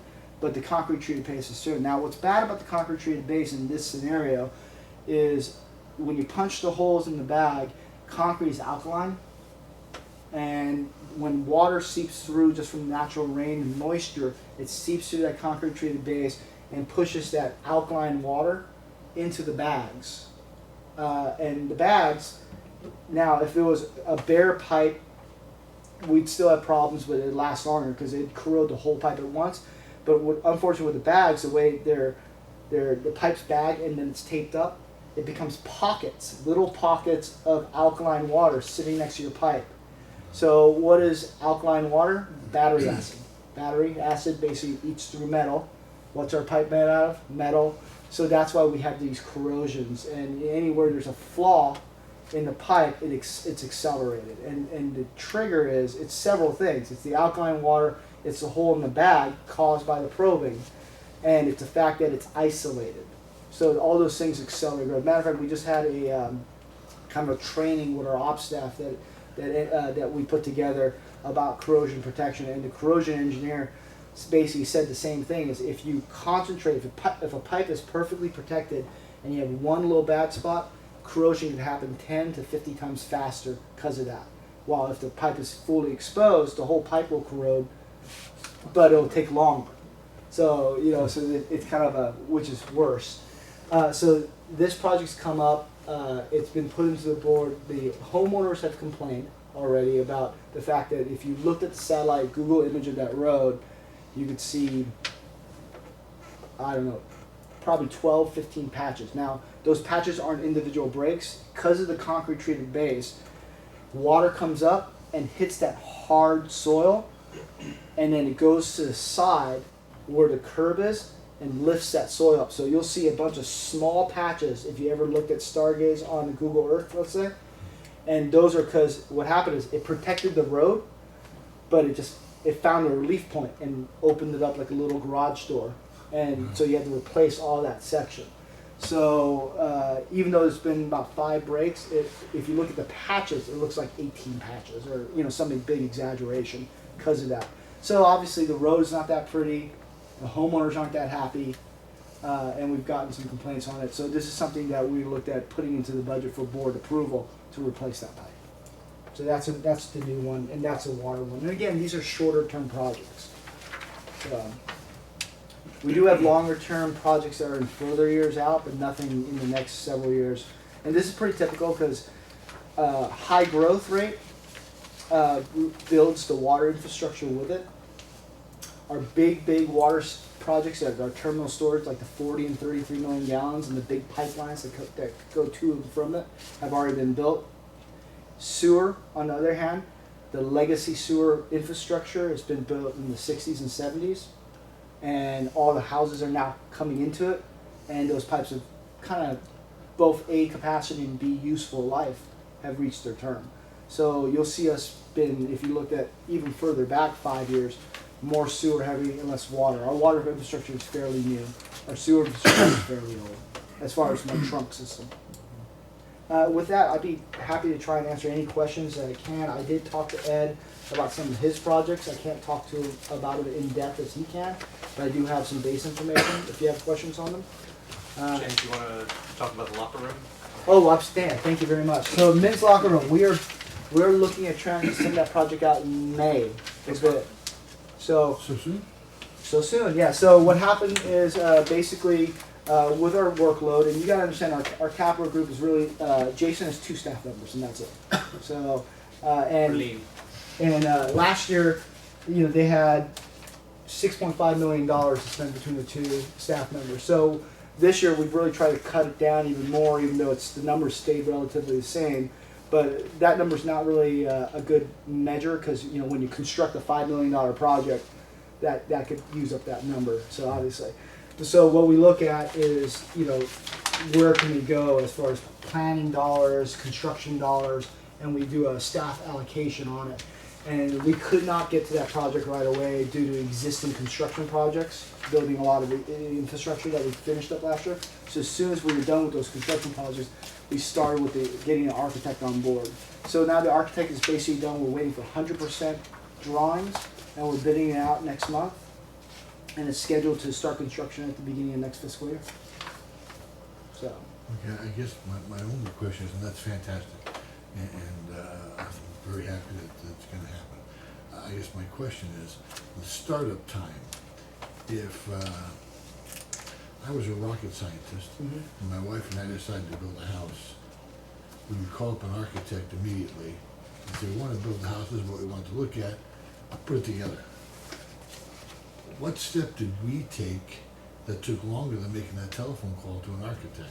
Well, what did we feel necessary that we had to do? So I got together with Ed when the project came. I said, Ed, I need to know where you are, where is the priority of this project. Obviously, it's an important project to ops. And at one point, if you recall, staff recommended pulling it out because of budget concerns and to defer it last year. And the board graciously said, no, this is what we need to move forward. Well, at that point, we already did our staffing allocation, and the board put it back in. So I got together with Ed and said, okay, it's back in. but what do you want to bump? What do you want to bump to get that? And Ed said, you know what, we need these other projects done first. I know I want this done. As long as we get going on it, I'm happy.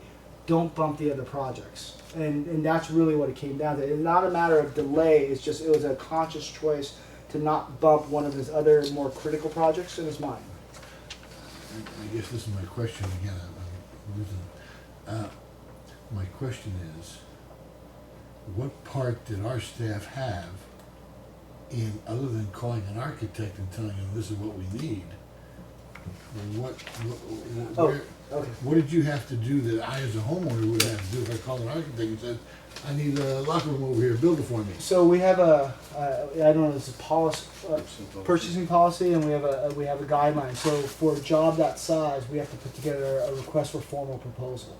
So we have to go through and put together a written request for a formal proposal, which outlines not only the scope of work that we want from the architect and the description of what we want, but also a grading criteria, how we're going to grade your proposal so everybody is on a fair playing field. So this way there's no, hey, you know, I've known Hal for this many years and I've only known Mike for a couple of years, so that's why I picked Hal. There's none of those accusations that happen with public funding and public monies. So we have to go through a kind of a formal process. So we put together a written request for proposals, and then we have meetings with them, answer questions, do a site visit. Then they have to actually put together a formal proposal that has their experience, their team, their past experience as a team, their scope of what they're going to do, their approach of how they're going to approach the job, any type of questions and uniqueness, and also verification that they can meet our contract and legal and also bonding requirements. After that, we as staff evaluate them and go through a process where we grade them on, you know, as objectively as we can based on the criteria, put it together, and then we make our initial recommendation. Then each person that didn't get the job comes in and has an opportunity to say, why did not get the job, go over it with me. It's their choice, they don't have to, but we go through that process and then we bring it to the board for award. So that's the criteria. So that project is handled the same as if you're building a water tank. Yes, it's or a handled water the same. line, or it's not treated any differently. Yeah, it's because of the Gotcha. monetary amount. If it was a small amount, we could call one of our as-neededs and just say, hey, give me a scope, this is basically what I want. And they could just give me a letter scope and we can move forward. Is that a small amount? No, what was the total criteria? 710,000. Yeah.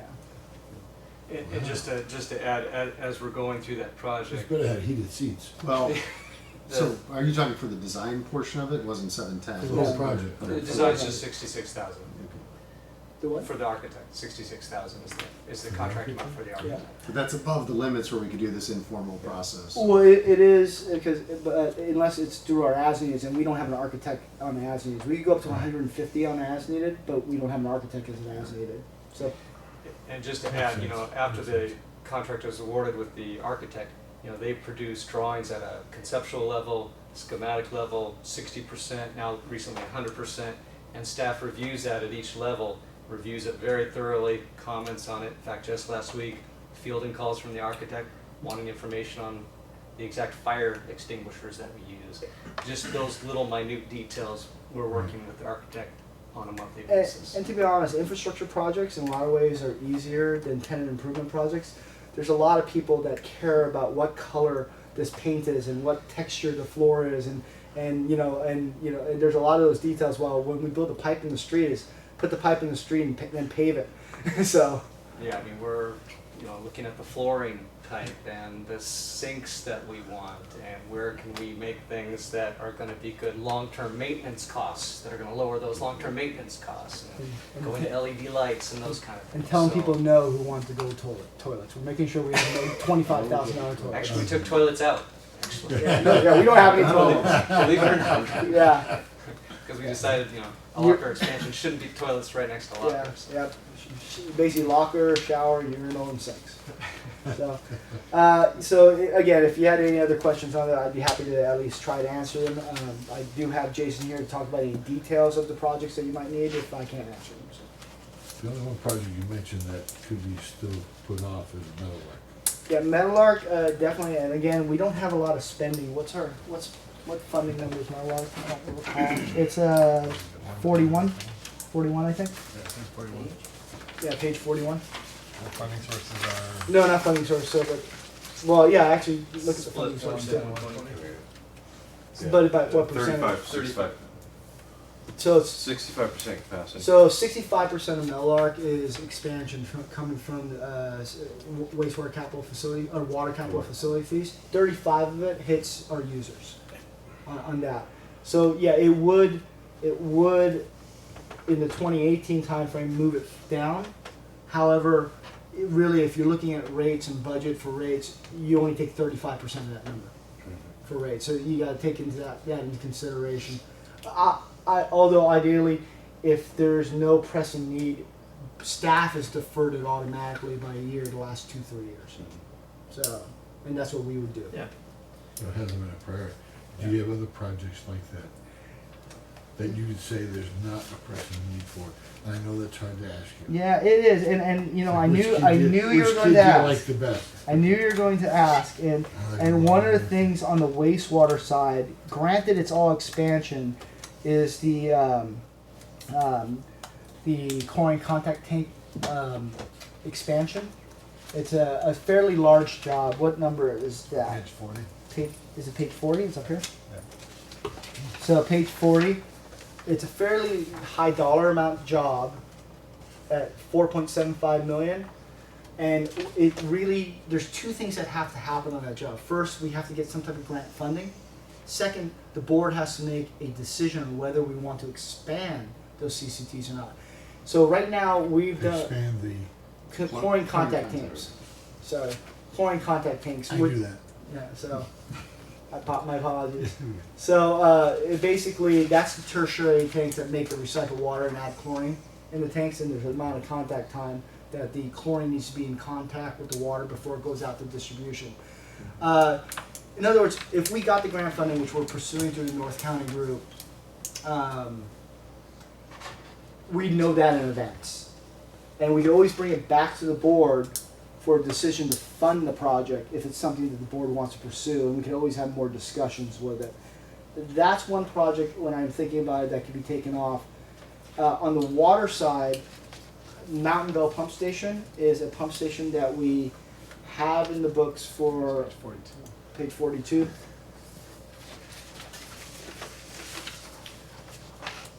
I think you're on page 40 anyway right now, right? There. Yeah. So Mountain Dale Pump Station is a large project. It's a water project. Granted, it's all capacity though. That's a project that we could move off. Now, the criteria for Mountain Bell is this, and if I had the system map, it'd be easier to show. But right now, that area gets water from our big 40 million gallon tanks, and it's pumped up from there. Okay? There's not much demand up there. There's a huge tank up there, but what happened back when this project was a priority back in 07 again, right? Yep. Back in 07 was there were 3 or 4 developments that were happening right around that tank. So all of a sudden, this little zone, which we call our North Twin Oaks zone, which is 1,330 feet above sea level, was going to have 4,000 or 5,000 people off it potentially, or maybe 3,000 or 4,000 people off it potentially. Right now, it has 100 people off of it.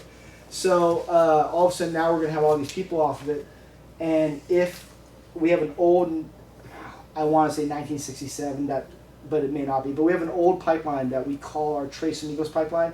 It's our artery from our big 40 million gallon tanks all the way up to North Vista. It's the only pipeline there, and the only way we get water there is from our pump station, which is right next to our 40 million gallon tanks. You in that big building? We have a pump station called our North Twin Oaks pump station. If that pipeline breaks or gets severed, and it's a rocky 4-wheel drive terrain, it could take days to repair that line. And the people that are in that area have no other source of water. They could not get water from another source. That's the reason for the Mountain Bell pump station. Now, through the recession, that development never happened. So that's why we never built it, because there's no need for that redundancy when you have no customers, right? However, all 3 of those projects are now moving forward. Board may recall we did that escrow agreement with Joe Jowdy some time back. It's for him to move forward with that project. There's another project with Mr. Len Eastwood that's going to be coming forward. We'll see if he comes forward. He's asking for an escrow agreement similar to Mr. Jowdy to make it work. Those projects may be coming forward, and Panoramic Estates, which is around our, it's already accepted. That project's also, they're building models. So we will have a need for that Mountain Vale pump station sooner or later, or we have to live with a reduced reliability criteria. Those are kind of our choices. That project could come off the books and come back on the books. At the end of the day, I have a feeling we're going to have to get water up there somehow in case, or build a parallel pipeline. Parallel pipeline's more expensive than a pump station. So that's why that pump station exists. And if all this development does take place, their fees wouldn't cover the pump station, or they would? No, their criteria is they wouldn't directly cover the pump station. We could try to negotiate in additional conditions on them, but most of the conditions were set from 07. I mean, they're coming back, so we may have an opportunity, but we're not accustomed to charging for infrastructure over here. I mean, they're already relocating their pipeline. The good news is they're relocating part of that old infrastructure, so we'll have pieces of new infrastructure. So one of the reasons, if you look at the future projects, that big pipeline's in there, but we keep on delaying it because I'm expecting those developments to build about half of it for us, just because they need it to put in the road. I think if the opportunity presents itself, if there's really going to be 5,000 homes up there. No, 5,000 people, Okay. probably 1,000 homes. Okay, not even 1,000 homes. That's Yeah. pretty significant. I would say that the pump station is being built primarily for that new construction, so Yeah. we should try to recoup those costs through Well, the it is development. 100% expansion, so Yeah. already. But the argument is they're paying for it in their cap fees too. So it's one of the ways we do it now. And we already collected cap fees from one of them. They've already paid cap fees. So Okay, So we are collecting money to do the project. Okay. We're not Yes. requiring the developer to do the construction, but we're taking money in so that we can. Yeah. Well, how much are you, I guess, how much are you, yeah, you would renegotiate this. I mean, you're building this just for those 3 developers. The 100 or 200 people out there being taken care of now without it. well, it's for the whole zone. The whole zone would Right. benefit from it, but the biggest benefit would be for those. The idea back in 2000, in the 1991 actually master plan when this came up is because these, 4,000 people, 1,000 homes or whatever were eminent. Obviously that's been delayed, and they're still not built today. So we've not built that pump station because it'd be a stranded asset. But Right, but back then, the houses were sold for $200,000. Yeah, Now they're sold for $700, $800, $900 million. sure, So especially up there's there. no reason when they walk in the door, you wouldn't renegotiate and say, Yeah. hey, you know what, we still have to build this tank, and it's gonna cost us more now than it would have back in '07, and you're picking up the tab, or you're not getting water. Yeah. The problem is the biggest developer is already done. Everything's accepted. They were done in 2005. So the 2 smaller ones would have to take the brunt of most of that while they get the least benefit of it. However, it's something that we need to revisit. It's going to upset somebody for sure. I don't know, okay, I guess that was a good deal from the people of the fees in 2005. Yeah. But the money that we captured from them for capital facilities should be in capital facilities still. Yeah, it is. Right. And ready to help pay for this. Yes, Yep. absolutely. It's in that pot of funds to be used to build projects like this. Right, but that pot of funds was really small compared to this $4 million, just for this one project. It does not cover the project, not yet. But overall, if we collect cap fees from all of them, it would be going towards that project. But absolutely, I mean, one of the things that Rob Scholl and I are looking at is conditioning those guys more. They're not at a place we can condition them at this point. That's just it. They haven't got far enough in the process that they're going to be conditioned. It's not appropriate at this level, but we are thinking about that. But until then, we hold the project as is, and then when we condition it, we'd end up going developer contribution, and we knock off some amount of that. We could, the way we looked at approaching that is conditioning them by the percentage that they benefit from it. I guess one caution I would throw out there, and we could look at individual projects and delay them, but the caution is how often are we going to do that? Because if we have the same conversation the next budget year, you find projects that get delayed 5, 6, 7 years, and then they get further and further past the end of their useful life, or we have capacity issues. And the other thing I think that the board needs to take into account when they're considering this is a tank today costs less than a tank tomorrow, right? So, Yeah, absolutely. I mean, the only time in my career that hasn't been true was about a 2-year period during the Great Recession. We should build everything then. But we didn't have money. We didn't have money coming in. Yeah. This is the problem. So, Personally, I'm a great believer in development pays its own way. mhm. And in this particular case, that one guy is not paying his own way. Yeah, I know he allocated the land. I believe he built Mountain Bell Tank, so that may have been his in-kind contribution. While the other developer added $100,000 and provided land that we're going to build 3.5 million gallon tanks for. The third developer is way down the pipeline. I don't know, besides replacing about 30% of our pipeline, which is a fairly large 16-inch pipeline, steel pipe that he's got to replace. He did not make any direct contributions. These facilities were also built to lift the moratorium on building in the area. There used to be a moratorium in that area. It was before my time, I don't know if you recall it, but there was a moratorium in that area, and the tank and the pipeline were the primary reasons were necessary to lift the moratorium on Is building. that a in that area. Vista moratorium or a county moratorium? I don't know if it was our moratorium. I believe it was ours though. I'm not 100% sure because it was gone before I got in. Because I didn't know we could do a building a moratorium. if we don't have facilities, in other words, we don't have a facility to pay for it. You guys need to either get together and put a improvement district together if it's homeowners, or a developer needs to pay for it. So And that's the situation we're finding ourselves in with this tank because we don't have all With the the pump money we station. need to build it. yeah.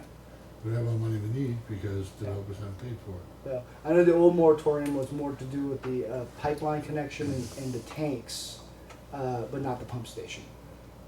So pump station is a redundant source because right now we have a source to get it there.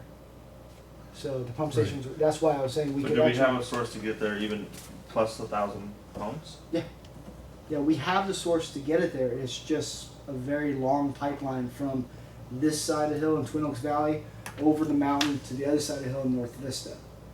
And it's an old pipe. So if you replace that old pipe, it costs way more than a pump station. So those are kind of the options. And I'm just telling you the reasons for the pump station is so if that pipe ever breaks, you have another way of getting water from the water authority up into that zone because it takes a long time to fix that pipe. However, it is a redundant pump station and it can be taken off the budget and revisited later if need be. Okay, so those are the two large projects that Yeah. you see. But it's 100% That doesn't impact the. capacity. It doesn't impact rates at all. And the other project, 35% of it impacts rates as far as water, which is the Metal Arc tanks. Those are the two projects that you think, That and on the sewer side is the core and contact tanks. I believe that project, we'd have a long run up to it and I think a board decision on whether we want to do an expansion or not and probably some more discussions. So I think those are logical projects. I knew I was going to be asked that, so I kind of did some soul searching, so to speak, over the weekend and kind of looked at this to see where it would make sense. And those projects, to be honest, all three of those projects, we don't have the staffing to get right on and working on anyway. So even in our staffing level discussions with Jason, we push those projects out to spend, not allocate our hours towards. So, we don't see ourselves moving forward this fiscal year on those projects. in Meadowlark, were we gonna be getting some numbers back on that as far as We are. We're the reality of Meadowlark? Yeah, we're starting a report to do an analysis. James and I met with the consultant just today at lunchtime to. I know it's a lot of time, and I know it's a lot to push on, Yep. just. No, we're moving forward with that. If we do build the Metal Arc tank, will those folks who are serviced by it see a reduction in their homeowners insurance? And if so, can we communicate to them that thanks to our investment, they're gonna save money? Well, yeah, the ISOs do it. They do it on a rotating schedule. I have no idea when, because I've asked them, and we've done almost every ISO, which is insurance, safety, something. But we've done almost every ISO for different areas in each fire district in our area, and every fire agency has their level of service on the ISO they want to meet. So I don't know when it's up. We could call and ask, but when we have, they've never told us. The second thing is, I don't know how they apply it, because that's just one criteria. But absolutely, if we're told by ISO if they do it that they are reducing rates, we can. But the backlash is, why didn't you do that earlier? Or, you know, it's on the books. My experience with them with the city, because the fire department was involved in it, it's just one of the many criteria they use. Yep. They never tell you how much it's worth and how much it's not worth. It's Exactly. philosophical. Yeah, they won't show us their books. They just ask for the information, we provide it to them, and then they come back with questions, and then the fire department, the chief usually sends a thank you email for helping us out, and then that's all we get. Last time we did it was 2014. Yeah, but that was for City of San Marcos. This is City of Carlsbad Eyes. Yeah, we did all the districts. Oh, okay. 2014. So. John, did you want to take us through some of the vehicles and equipment? Sure, we could, And I apologize, Ed's not here today if you have specific questions, but we can certainly get back with any additional Do you want me to information. open the door? It's good. Yeah, it is warm in here. Yeah, I was gonna ask, It was you. I was gonna ask you guys, I appreciate the cost savings for It's cost reducing savings. the air conditioning. So this- Starting to sweat over here. I don't know if I was just in the hot seat or. No, I was breaking into a sweat. I'm trying to keep the meeting shorter. I'm gonna step out for this portion. You're leaving us? Thank you. Yes, You yes. don't need me for this part. Yeah, take care, bud. this page stands on its own. It's actually follows all of the individual project pages. It's the last page in your packet. Yeah, and it's kind of a summary page of the equipment and things that are needed. It's in 3 sections. The first section is easements. We don't really identify. We're gonna put 50,000. The very last page of your. Yeah, I'm out of order, but We don't identify. We're gonna put $50,000 away for the Smith easement because Smith is really gonna expect $50,000 if we do. Right. So what we do is we just say easements, $50,000. Okay. And then as we go after the easements, to fair market and use it third party like James was saying. The next section in there is vehicles. What easements would they be? We gave you a listing. This was like a Yucca easement or something. Yeah, Yucca easement, Yucca Yucca. easement. Basically, It says what, Yucca, I don't know what that means. it's either the it's usually a property owner's name, typically. But what's happening is some of our areas we're finding out that out in Coronado Hills area or the backside, the pipelines were built and not inside of our easement. Some of the homeowners are discovering that as they're improving their land, so we're actually trespassing.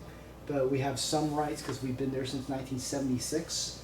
But however, we still have, they still get paid for their easement because now we still have to pay for their easement. Now we're trying to pay $1976 is what we're trying to do. Coronado Hills? On the backside, Is yeah. it the same people that are complaining about the rates going up? Yeah, Great. yeah, some of them. So, but this is actually on the other side of the hill. They're not the same people on top of the hill. These are people down in Questhaven okay. Valley. We still call that the Coronado Hills area, but it's not the same. They're not being pumped. A lot of these hills. Some of them are, but not all of them. So. The next section is vehicles, what we call mobile equipment. The big one there is the Peterbilt new 10-wheel dump truck. It's, Yeah, that's a big truck. that's a big truck, yeah. 200,000 for that one.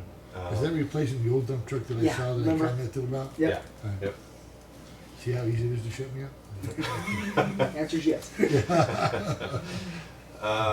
We've got, we have a vehicle replacement schedule that they look at, and there's various factors on that schedule, the mileage, the wear and tear, the age, various things. And so you'll see down in this newer replacement column here, we've got 4 that are replacements. One is with the construction department, the F-150, another one is the mechanical electric truck chassis. This is the second of 2. We did one in this current year, and what we do is we have a truck body and a derrick on it that's in perfect condition, not perfect condition, but very good condition. So it's a lot less money if we just buy the truck with the chassis, take the body off the old one, drop it on the new one, and bam, we got a brand new truck. So we did one this year, and there's another one slated for next year. Let me ask a question. The Ford F-150 Super Duty with the AM/FM cassette tapes and everything for $62,000. That's a lot of money. What does this truck do? Yeah, I don't have the details on that. That's what I was hoping Ed was supposed to be here, but Okay. we can get I back to mean, you. a Ford F-150 is a basic truck. I mean, I know all of our trucks are made taller and higher and bigger and better, but I don't know, my question's always been when I see the truck that's a meter reader's truck, that's not really necessary. That's just Now, a if it's a basic four-wheel drive, run up, I can understand it. Yeah, if you go further down the list, you'll see a water operations Ford F-150 Super Cab is only $33,000 compared to the $62,000. Yeah. That's the difference. Which one is Ed's? Both. Both. He loves his vehicle. Whichever you want. That might be mislabeled because Super Duties are 250 or 350.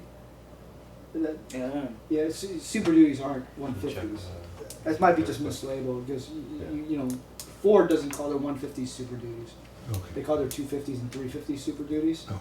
So that's my suspicion. A water truck. Right now, we don't have a water truck. We rent them from El Camino Rentals. So I checked with Ed, and technically that's a replacement. We used to have one, Yeah. and then APCD, the Air Pollution Control District, requirements got so that we had to retire that vehicle. I think it's been several years, and now we're getting back in that we need the truck again. It's better than renting it, so it's kind of new, kind of a replacement, but Yeah. Do we use a water truck that often? Now we do. In fact, that's why we were renting one. It was because we wanted to see, should we just go out and buy a new one and spend all that money, and then we don't use it all that often. So let's see how often we need it. So we went through the rental process, and we did that for a couple of years, and we're learning that we're renting them a lot. yeah. So the now, collections group uses it every day. When they're out there cleaning sewers, part of what they need to do is to, when they jet vac out the sewer lines, they need a container of water, and they rapidly deplete that. And so this is a tender vehicle to keep the other vehicles operational. So that's a typo. By me. That should be F550. 550. Ah. Super Duty. Yep. all right. 550. And it is 62,000, right? That's not. No, it's a bargain. No, it's 80. Yeah. Yeah, The well, question, 300,000. No. the 60, question would that's be for right. whoever is presenting this, if it is back or if it's his second, whatever, what does that truck do? Yep. Yeah. Yeah, if I knew who it was for, I could tell Water you. truck makes sense. So A he has some forklift? We need a new description. forklift? That's at Meadowlark. Yeah, they get a lot of equipment or chemical deliveries there, and right now they have to break down the big shipments to something that can be done by hand. It's very time intensive and not the safest way to do things, so they want a forklift to offload it off the delivery truck. So it says it's replacing the valve turning truck. It says Oh, the existing truck is no longer functioning. We need to replace the truck in order to maintain our valve turning program, which is required by state regulation. It's 40,000 for the truck. Then there's 10,000 to move the existing bed and equipment onto the new Yep. truck, Mhm. and then there's shop prep work of 10,000. So yeah, we have a valve maintenance crew, the two-man crew that goes out and turns valves to make sure they're operational. So this way, when we have a water main break, we're not putting, instead of putting 10 or 20 homes out of water, if the valves don't work, you're putting 100 homes out of water. You have to go back further and further. So basically, it's that vehicle. The Ford Think Cart down there. We've had a. That's a think cart. It's one of those little golf carts. It's a little electric Electric car. golf cart that we use for moving things around here. When there's something that has to happen here, we take the parts out of the warehouse to do the maintenance, drive over and have it. We've had one for at least 12 years that this one is replacing, and parts have broken off. We actually got parts off Craigslist once to repair it and keep it going. So now it's just, it's at that point where, like in the Blues Brothers movie, where the car just falls apart. You put all this out to bid? We look at prices, yeah, we use Ford as our auto supplier because of the mechanics that we have here and their Ford certification. And sometimes we'll use a piggyback provision on another agency's contract. They may have gone out and done a competitive solicitation for a certain type of vehicle, and they'll extend those prices to other agencies. So we'll look into those opportunities as well. I like to think, look, when we have a cart mart in town that sells most of the carts in San Diego County, sells and leases, and he has all types of stuff, but not my job. But I just always like to think buying locally is first. What Ford dealership do we use? Escondido. Which one? Escondido. Oh, There's one we're using now, yeah. Started that using growing? them, yeah, about 2 years ago. Started using them, yeah. Yeah, we actually did have several these carts delivered, and we were able to try them out. They let us try them out for a bit, and then came back to that. I don't think the one that we have now that's falling apart is a Ford. no, I think it was I don't know the Ford was leaks. like 3 back then. Yeah, way back. Oh, Way back. And there is, and I only ever noticed, is there criteria in which we replace vehicles? Mm-hmm. I mean, as needed basis, I understand, but as needed to one person may not be another. Yeah, there's several Do we criteria. get more than 80,000 miles out of a pickup truck? Yeah, there's several criteria that we have on the replacement schedule. The mileage is one, condition is another, the type of work that it does. Like I know that valve turning truck, now that you mentioned it, It's run hours. yeah, Yeah. there you go. Well, Yeah, 'cause- in the critical nature of the piece of hardware, so if it's something that if it went down, we'd be in trouble with like regulatory compliance or health and safety Right. issues. So, some of our equipment trucks, they may be idle for several hours because the equipment's being run off the engine. Mhm. And so it's So run, not the run miles, hours. it's the Yeah, engine. it's not always the miles, it's the engine. And do you take account in your budgeting that you may be, for the replacement ones at least, that you may be able to sell the old equipment? Yeah, there's salvage value. Yeah, send an auction. Yeah, I know from working with the mechanics, I don't know this as well as Ed does obviously, but they have a spreadsheet and they keep track of everything, and every year, you know, it's not just that 100,000 miles or 10 years or whatever the criteria is. They'll make recommendations that say, hey, this one needs to go earlier, this one we can push, because it's running beautifully still.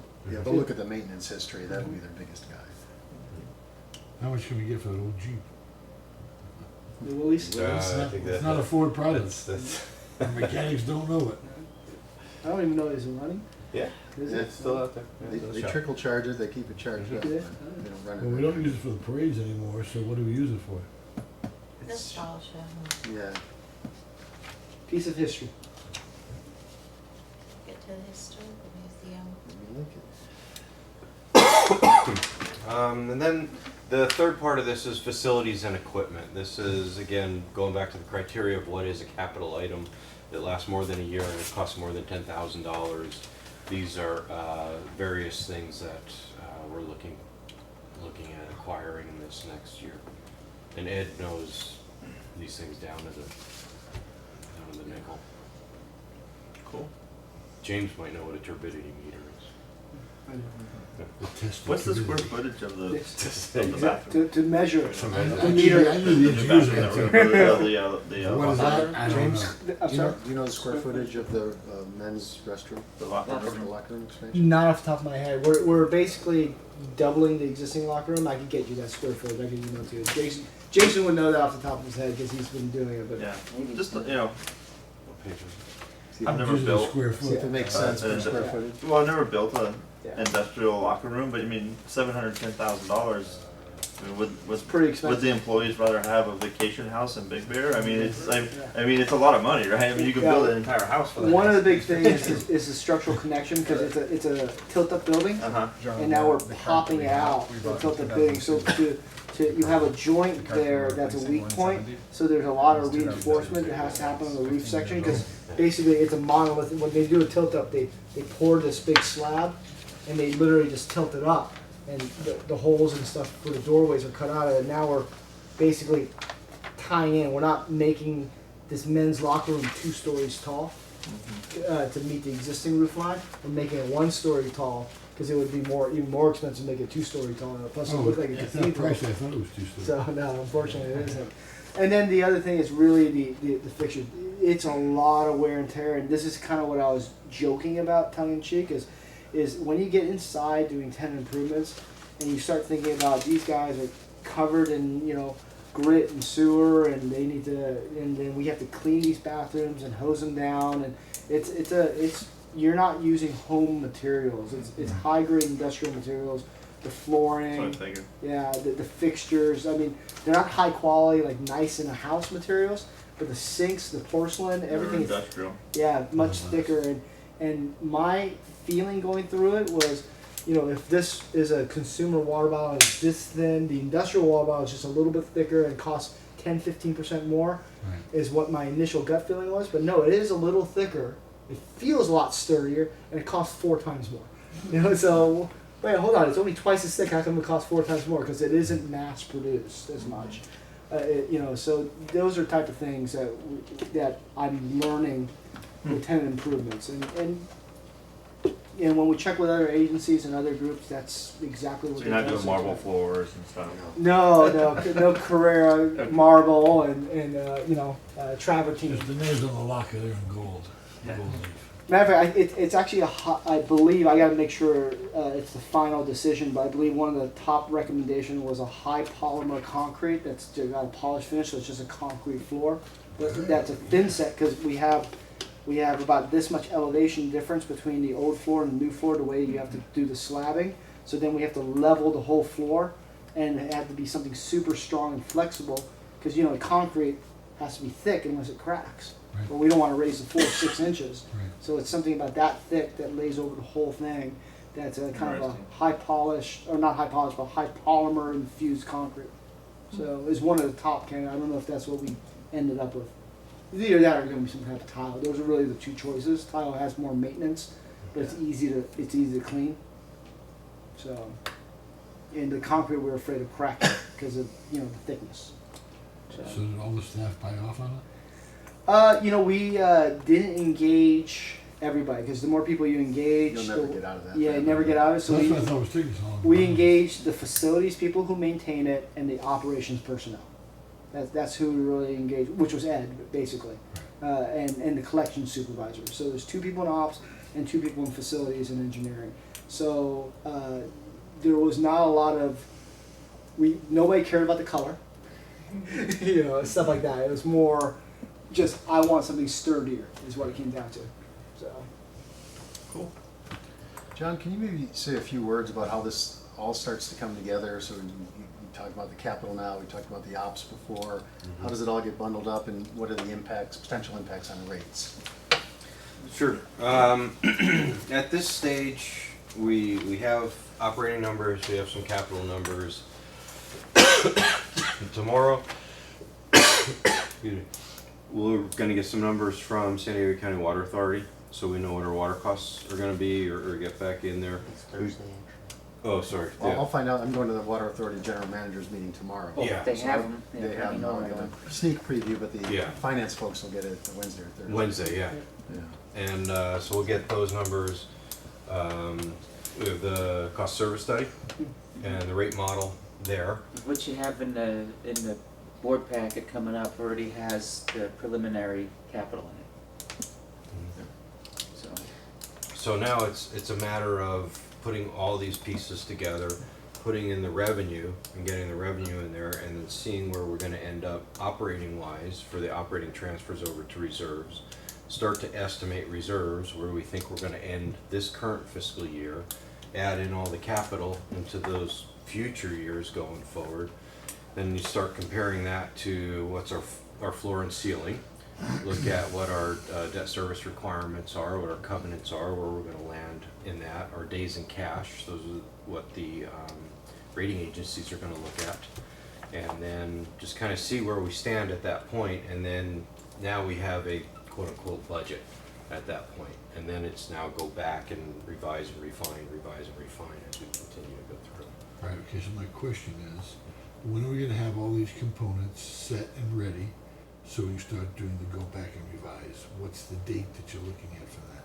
We're looking at the beginning of May, and Yeah. that's about typical. It's really soon because next Wednesday, the Yeah. full board at the workshop will get a chance to take a look at this, and we'll take feedback. We'll make some adjustments to the capital, and in the rate model that we have put together, it does have assumptions. It has we put in what what we're proposing for the operating budget, what we're proposing for the capital. It has assumptions on the water authority, and all those are getting a little clearer now. So we can start putting that all together and showing the board what the impacts of those budgets are on rates. We'll think in the beginning of the May we'll have that ta-da moment. I wouldn't call it a ta-da, it's been a nice build-up. I mean, ta-da It's ta-da. gives the impression, it's like, I never saw that coming, but we're building a foundation here to show you how we get to those numbers. But all of you have built these foundations before, so you have an idea of where you're going. We don't have an idea at all, so it's a ta-da moment to us. Yeah. Yeah. You already have a pre-concept of about what it's gonna be. Well, I think the finance We don't have- committee will get some information before the full board does in terms of what the impacts are through if you're talking from a ta-da perspective, you're talking about the rates or you're talking about the budget? Yeah. So the rates, we can get you The pretty rates. close. That's, Everything's in there but the water cost, and that is, That's we this week. really don't know, you Yeah. know, what that water cost is, and unfortunately, it's like 72% Of our budget. of the rates. right. You know, Yeah. it is that, so it's the big missing component, but everything's ready, so it's pretty quick. Once we find out what they propose, and even when we get it from the water authority, they're gonna caution us and say, these are only proposed rates, but at least we can get those in, and on that first May meeting, you'll have a good idea. And the board will see them at the end of this month, the water authority board, I believe. Hopefully, that, Yeah. of course, then it's on MWD, Yeah. Yeah. long train. And are all the GMs doing the same thing you're doing right now? Well, some version of it, yeah. I They're all mean, everyone putting- is looking at, They're putting their budgets together, and the 800-pound gorilla for every water district is, what is the water authority gonna do? Right. Tom says it's almost 3/4 of our budget depends on an agency that we have Or a revenue requirement. some limited control over, so. yeah, the only thing I would ask you, if they have the numbers, I don't know if they do or not, if we could get the numbers out of curiosity from County Water Authority and from Encina as to what their employees, to have a look at how we stack up as far as benefits Yeah, as do their employees. yeah, I've got If that's that note something- here. If that's something we can get, which would be interesting to see. Something in it, I can't remember if it was the last water authority meeting or the one before that, Maureen Stapleton gave a brief overview of what the steps they've taken as a water authority agency to keep their costs in check. Sure. I'll ask her to forward that to me, Great. and if it doesn't specifically, and I don't remember if it specifically addressed things like benefits or not. If it does, I'll just pass it along. If it doesn't, I'll ask her to supplement it. Yeah, we wanna make sure if they're not picking up any of the, or if they're picking up the entire employee share of PERS, and then they're very different than all the other agencies that aren't picking up the employee share of PERS. Yeah. Do you remember Be interesting to know. some of that information she gave? I'll ask Maureen. She'll- No, I could have it, and I actually could bring you her financial statements or the annual what's on the web as well.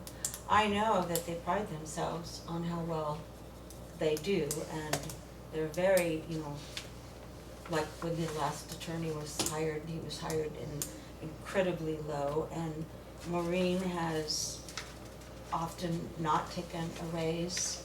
Yeah. She won't take anything more than her employees get. You're limited, the per diem hasn't changed in years. They limit the number of meetings they will pay for. They schedule all the meetings on one day, so they're not, you know, you get 2 committee meetings at the board for the price of 1.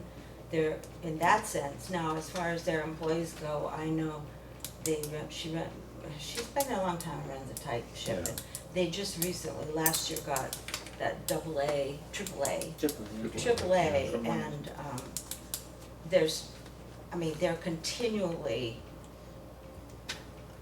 I'm not saying there couldn't be some, I'm Yeah. just saying they pride themselves on being very tight, and they're having a lot of the anxiety that they are experiencing is because you can bring down, and I know that's one of those things Maureen's talking about with these different cities. In fact, I think she talks tomorrow night, or is it the next, she's gonna talk to the city council here in San Marcos Tuesday. about MWDs. Yeah. Oh, yeah.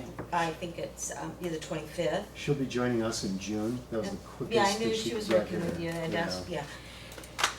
So, yeah, she's doing these things on it, and I know she talks there's a lot of frustration with MWD because they don't even do a cost of service study. They say they don't follow Prop 26.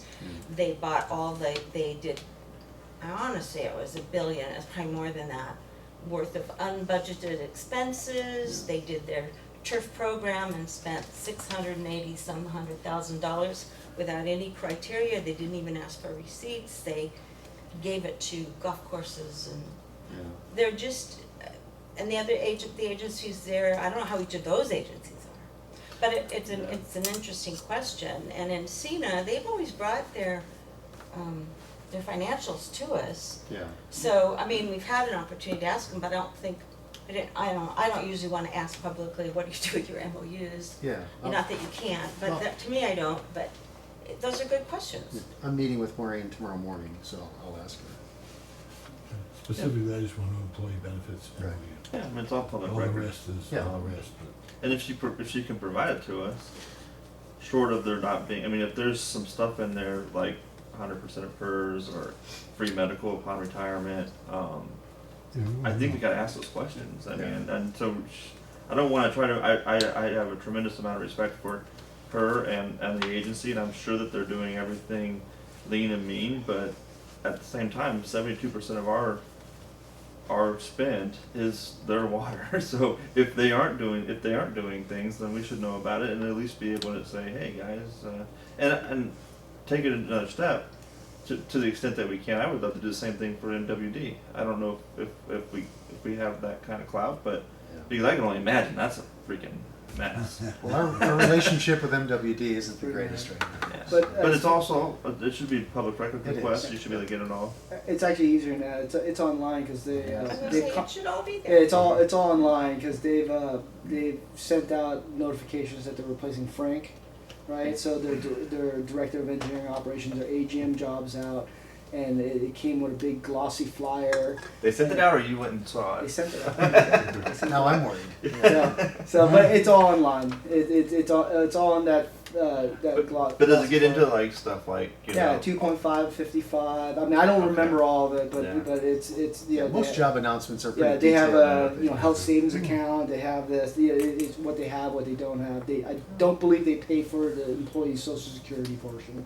I don't think that. Yeah, water and thing it seemed pretty much in line to what most agencies have, I believe. But yeah, but I don't remember all of it, but it's online. Right. Yeah, that is their plan. They're contributing 8% of the employee portion. So Oh, they pay for the employee portion. Okay. no, the employees actually contribute Oh. the full 8%, and they got. Are you 2 looking point- at it right now? Yeah, Online. the financials. So Okay. they got There you- 2.5 at 55. So you were right. Okay, Well, so it was on the flyer. MWD. CWC. CWA. I don't know about MWD. Oh. So.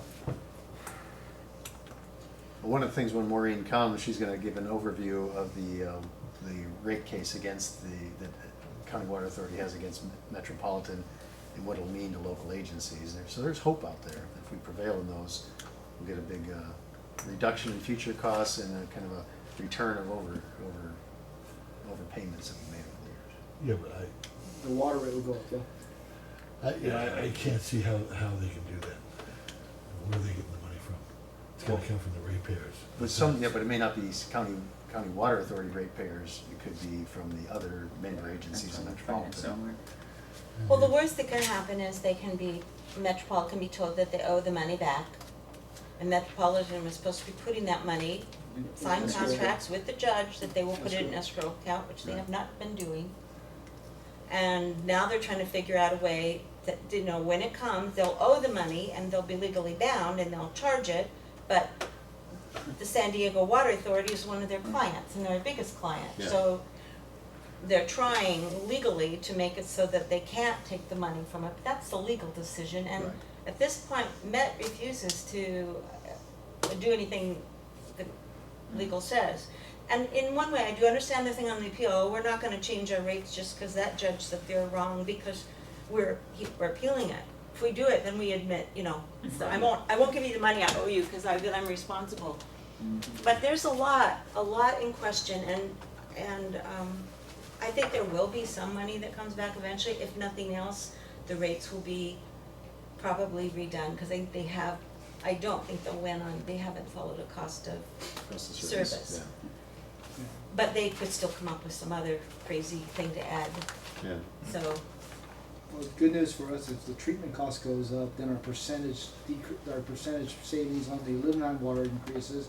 If the water rate goes up, not the transportation, but the water rate goes up, then our payback on the desal gets closer. See? Right. Yeah.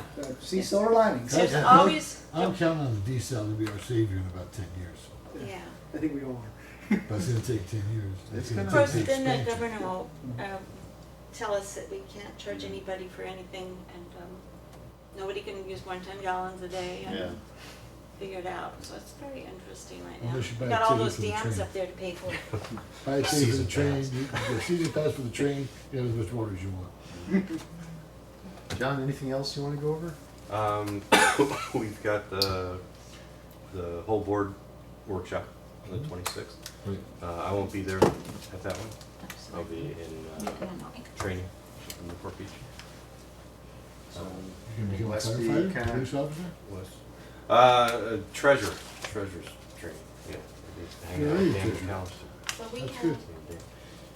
That's good. a workshop on the 20th. It's in the US? workshop on the Ooh, 20th is, yeah. pump zones, Meeting Yeah. on Wednesday, the 19th. and then another workshop on the 26th. Correct. I think that's all we have planned for now. For April? For April. April, yeah. Well, we see you guys 3 times this week, right? Yeah. No, it's been a busy month. Yeah. It'll be, got lots of meetings. We're definitely pedaling furiously behind the scenes to I won't- generate all I this. Well, told you we're already, spending but a I lot won't of be at the money board on it. meeting on May, the first one in May, First so one in May, if you right. need a full board, then maybe we have to move it. Yeah. If not, then just do it with 4. Will that be the whole week or just the board meeting date? It's all No, I'm week, gonna be in South Carolina from Yeah. the whole Whole week. week, Just don't bring back the accent. okay. You don't like that accent? No. Okay. Oh, from young ladies, How about sounds good, but guys sound terrible. Southern cooking. All right. Thank you very much, Directors, a any lot of work. questions? Good job, guys, that was cool. Thank you.